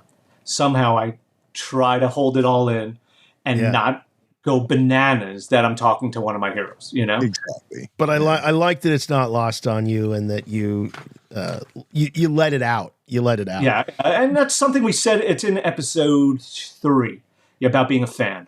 You know? Don't be ashamed. Like, I'm embarrassed. I don't trust anyone who's not a fan of something. Right. Let your fan flag, you know, run high, fly high. Like, be proud of the things you love. And, like, look at this. I mean, the conversation you're referencing where they say, you know, I can't trust someone unless they're a super fan. That did resonate with me. But what I thought was really amazing is that it happened right in the middle of a conversation about Tina Turner, who just passed away this week. Yep. Just passed away. And I mean, I had received the news of Tina Turner's passing just like minutes before I watched episode 3 of the Muppets. That's crazy. And it resonated with me so much on so many different. Nora fans out. She's just like, oh my God, there was this one time I saw Tina Turner at this food court and I ran over and I was so embarrassed. I was crying and I just sang to her the Thunderdome theme. And, and Moog, who she's talking to, is just like, what is wrong with that? That's amazing. She's like, it was not Tina Turner. It was not Tina. No. It was someone who looked like her, who was handing out free samples at the food court. And I just made a moron of myself. And I certainly have had moments like that where I've made a moron of myself. You know, I'm sure Billy Corgan is like, please take this guy away, you know, with his little pumpkin. Well, if you have time, we have a couple more questions for you, but they're not really our questions. Okay. This is what we call the Yoda Questionnaire. These questions were written by the Jedi Master himself. What? Yeah. The Yoda? Yeah, the Yoda Questionnaire. Yeah. The Yoda. He faxed them to us from Dagobah. Technology isn't quite what it is other places there at Dagobah. So he faxed them over to us. And the thing about these questions is that there are no wrong answers. Now, there are answers that are more right than others. Or right. But there are no wrong answers. So if you're ready, Jeff. Go for it. Is it like a speed thing? How does it work? The Yoda Questionnaire. All right. Thank you, Richard Cheese, for that great intro. So, first question. What is your favorite Star Wars line? Line of dialogue from Star Wars that is your favorite. Okay, if it's just a Star Wars line and not necessarily dialogue, I would say A Long Time Ago in a Galaxy Far, Far Away. Oh, because when you when you see those words on screen, how can you not get the chills? Right? And just know that you're about to go on this incredible adventure after that. I'm looking at the judges. The judges say yes, that counts. That's the line in Star Wars. There It does count. Answers. Come on. There are no wrong answers. Yeah, that's what I would say. Just the promise of that, the hope of that. It just those words are magic. That font is magic. All right. That was the light side of the Force. Now let's take a journey over to the dark side. What is your least favorite Star Wars line? Is there a line of dialogue that drives you crazy? He knows exactly what it is. Yeah, I saw him smile there. No, I mean, there are a lot to choose from. And this is coming from a writer. This is coming from someone who knows. He's been in the trenches. How about That's Gotta Hurt? That is that's just so anachronistic, right? From the pod race. Yeah. It just does not fit in a Star Wars movie. That's gotta hurt. Yeah. Sorry, I don't want to offend anyone. But yeah, that just pulls you out of a Star Wars movie. I mean, it's kind of cartoony, like something from the Laugh Olympics or something from like modern culture. It just doesn't feel like it's of that time. It doesn't feel timeless. Right. It's just yeah. What Star Wars moment or scene always makes you smile every time you see it? Luke in front of the twin suns. Is that's probably been answered, right? Sure, that could Binary Sunset. It's a warm and fuzzy smile, is what you're. Yeah, totally. Oh, you want like laugh it up, fuzzball? I mean, that's a line of dialogue. No, hey, it's up to you. What makes you smile? I mean, how can you tears welling up in the eyes, smiling is the Binary Sunset. Just knowing that this boy's life is about to change and just go on. He's meant for greater things, and he's going to choose to do that. And I'm getting chills right now. In that moment, that's Star Wars how chills. Can you not? What Star Wars moment or scene always makes you sad? Oh, I guess that could be that. I mean, let's see. Ewoks dying. That's sad. I just saw that with my kids. Yeah. We saw Return of the Jedi recently. The 40th. Right. My daughter got very sad when also it's a tough. little Ewok scrambling over to just get up in Ewokese. And right.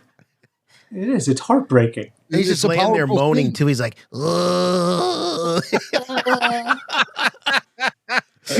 It's a powerful scene. You can almost smell the singed hair as you're watching it. All right. Who or what, in an effort to be inclusive here, who or what is your favorite Star Wars character? Probably R2. That's funny. Doesn't really care. He'll just, say whatever he wants. He'll just do whatever he wants.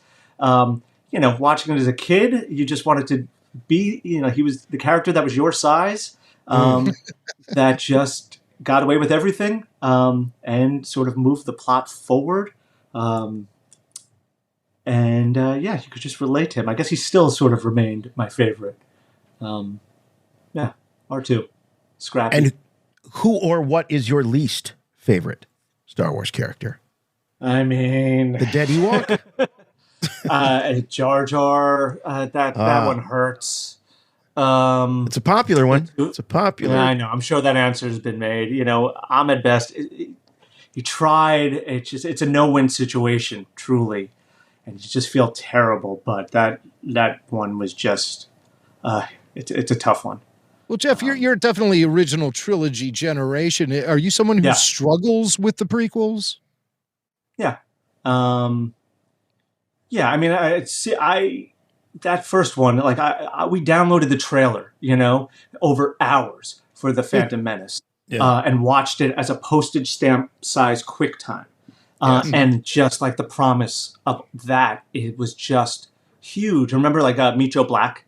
And it came out, and we're going to show the trailer before, and you're seeing on the big screen. And this was I went to school at NYU, so we went to the Zig film.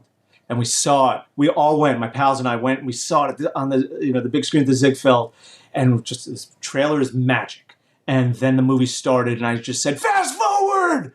And we watched that whole 3-hour mess of a movie. And then at the end, they showed the trailer again. You're like, "Yeah!" And then I somehow got tickets or invited to like an early screening of The Phantom Menace. And I went with my roommate, and we were both just like, it was like we just came back from Vietnam afterwards. It was just, we're just stumbling through the streets, just like, what just happened? What did we just see? And we have tickets to see this in 2 days, to see this again. And so maybe we were wrong. Maybe we were wrong. And so we'll see it again. And then the next, 2 nights later, we're all lined up in front of the Ziegfeld, to see opening night of The Phantom Menace. And it was just like, oh no, we were right. This is not good. Very disappointing. And then you have Kyle, who's just, a prequel apologist, not even apologist. He's like, this is great, And I could never see it. And of course I was there for opening day for all of them. And I saw Phantom Menace in the theater like 3 more times. Mm-hmm. Like, out east, it was in one of the first theaters that movie was projected digitally. Mm-hmm. And as just a general fan of cinema and movie going, I'm like, I'm absolutely going to see the first movie that's shown digitally. And I was like, it's a terrible movie, but the technology is amazing, and this is the future, So, yeah. You can't find any redeeming qualities to The Phantom Menace, even after all these years? Oh, he's struggling, Jason. I mean, we've got John Williams music. That's amazing. It's always great to hear John Williams music. And then, like, Duel of the Fates it's up there with any of the other, original trilogy themes. Some of the visual effects are great. I'm struggling. Well, that's something. That's something. Yeah. That's yeah. We can Natalie Portman at dress in number 2. That's cool. She's done a leather thing and the white outfit. Oh yeah, cool. Yeah. She had some great costumes in those. Great costumes. All right, we've got one final question as part of the Yoda Questionnaire. And I'm going to modify that. We talked to a lot of actors and not a lot of writers, so I'm going to modify this one just a little bit. I hope the Jedi Master Yoda does not mind. Jeff, if there was another Star Wars movie to be made and George Lucas was producing it and you were the writer, what would you like to hear George say to you after he finished reading the last page of your script? We're making this. You have a percentage of the merchandising rights. He's so impressed. Deal. It's going to be a tetralogy. I don't know. It's going to be a heptology. I love your idea. 10 of them. Yeah. You can edit it. I don't even know if I'd want to edit it. But we're going to make many of these. Many of them. Make you a fortune. I mean, can you imagine sitting in that editing bay with George? And that would be tough. Yeah, if he's giving notes, notes are always tough. It doesn't even make a difference who's giving you the notes, right. Because whatever I just showed you is the best it's going to get. And now this next version is the compromised version. Right. So that's even if the notes are from George Lucas, maybe I'll be willing. No, there are great notes, and there are people who give incredible notes. I'm just, my ego's too big. But you take it from George Lucas, even if he said you need probably would. Absolutely would. In every scene, you'd still listen to George. How did you feel about the sequel trilogy? For the most part, I loved it. I loved The Force Awakens. I had such a blast watching it. I was definitely nervous, but it's such a fun ride. I love the camera moves. It definitely deviates from the style of a Star Wars movie. But I was all in. There's The Last Jedi, which is beautiful, but doesn't necessarily... All the things I was sort of excited about and liked about The Force Awakens sort of got cut and sometimes physically, actually, in the movie. Edited half, out, scrubbed out. Yeah, it was just it felt a little bit like an FU, and like I respect you trying to subvert, what Rian Johnson tried to do, trying to subvert Star Wars, but I did feel it was more to the detriment of what came before and to the Star Wars as a whole, and it gave J.J. Abrams the unenviable task of having to tie it then all up. I mean, how do you do that? It was set up. And then it was derailed. We're not going to do it. Here's the lightsaber, Luke. We're building to this moment. Oh my God. Oh my God. And then the next movie opens right there. And then he takes that and he's like, meh, and throws it. And you're like, but I was so excited for what was going to happen. He doesn't even care. Nobody wanted to see that.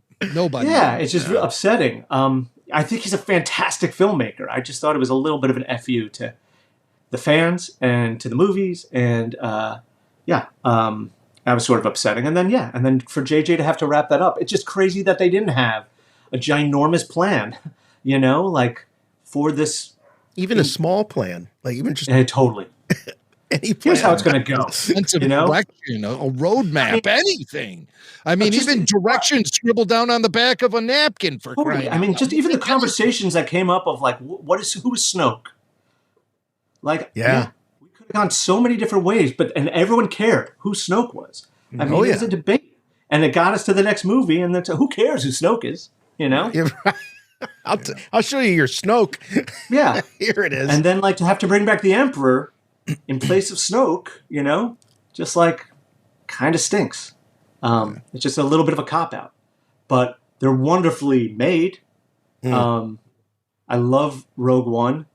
And Andor, I was late to the game on Andor, just because we were in production and in post. And the last thing I wanted to do after a full day of anything was watch more television. Although our editor was like, oh my God, I watched it twice. It came out last night. I've already watched it twice. You have to watch. You like Star Wars, right? I'm like, I do, but I can't. And then funny, a month ago, my family and I were supposed to go to Disney World. And I was so excited. And we were leaving on April 2nd. And on April 1st, I didn't feel well. And my wife's like, you should test yourself. And I'm like, I don't think I want to. Yeah. And I had not gotten COVID. I had never got COVID during the whole pandemic ever. Production, anything. April Fool's Day, the day before our Disney World trip, I got COVID. And we had to just push the whole thing. No. And the only good that came out of it was I absolutely watched Andor and binged the hell out of it and loved every second of it. And it was and I was also watching The Mandalorian, catching up to The Mandalorian, not finishing The Mandalorian, but I was just like, oh, The Mandalorian's not for me. Andor is for me. First season of Mandalorian, I'm all in. But then I think it's sort of gotten a little less for me. And maybe, but then again, it's someone else's Star Wars. Yeah. Right. I think there are 11, 12-year-olds who love The Mandalorian, and that's who it's made for, But Andor, I'm just like, this was made for me. This is for, the people, the generation that grew up on Star Wars and is now watching, challenging television, that prestige television that, makes you think. And it just happens to be Star Wars. It's just fantastic. Yeah, loved it. Really, really looking forward to that second season. I cannot wait. I mean, I wish I could binge it. I want to read you a tweet. Oh, God. From the late, great David Crosby, who said, you'll probably enjoy this. He says, those of us who love the original Star Wars have been waiting, watching each spinoff come out, hoping, but finally, Andor, writing, a plot, actors, good ones, so delicious. Please give us more, lots more. This is high grade. So you and the Cross, the late great Rock and Roll Hall of Famer David Crosby, he was a big Star Wars fan. I don't think a lot of people knew that. And he had been disappointed with all the offerings coming out over the years until Andor. And it makes me so sad that Cross is not going to be around to see season 2. Season 2. But we don't know the afterlife, really. He could be a Force ghost, and he could just be watching, like, as I'm sitting there, just glowing blue and watching it. Yeah. It's actually good. You know? Maybe he'll show up on Muppets Mayhem to watch we Andor. talked about it. There's a sequence in episode 3, I guess it is, or 4 at that point, where they find the studio underneath their shack. Mm-hmm. And we knew we wanted an old rocker to be in there, a relic of rock to be in there, and someone who was going to play along with the joke. And we talked about David Crosby, but then when all of a sudden the Cheech and Chong idea, yes, was just like, we have to. Perfect. It has to be Cheech and Chong. They just felt like contemporaries of the Mayhem, you know, just like Kevin Smith, getting Kevin Smith in there is just like, it just makes sense. And of course they would know each other, you know. It all makes sense. It all makes sense. Well, Jeff, thank you so much for spending so much time with us tonight. We really, really appreciate it. You're one of those kindred spirits. We could talk to you forever. And I know, anytime. I'll keep going. I'll answer those questions again, but differently. This time I'll find the wrong answer. And once again, congratulations on Muppets Mayhem. You can catch it on Disney Plus. All 10 episodes streaming now. They all drop so you can binge it. You don't have to wait week after week after week. It's a really fun binge. It's like just 5 hours and they fly by, and there's so many Easter eggs and like little things to notice and nods to Muppet things in the past. I think you're rewarded if you're a Muppets fan, and even if you're a new one, there's some fun stuff in there. Awesome. Well, I've enjoyed what I've seen. I'm looking forward to seeing the rest and catching up with you again sometime. So please keep us in mind for when new projects come out. Absolutely. Thanks, guys. Thank you so much. Thanks a lot, Jeff. It was a pleasure. Later. Appreciate it. Later. Chewie, get us out of here! Jimmy Mac holding up that amplifier with Dr. Teeth. I got to know, were you mad at Billy when he put that on there? What'd you do to my amplifier? I think it's pretty clever. I think it's cool. Okay, well, now you do. I just want to know what you thought 35, 40 years ago, whatever. Wow, what a great show. Thanks so much for joining us. Huge thanks to Jeff Yorks. Be sure to check out Muppet Mayhem on Disney Plus. All 10 episodes are streaming right now. So you can get immediate gratification. You go from one episode to the next. You don't have to wait from week to week.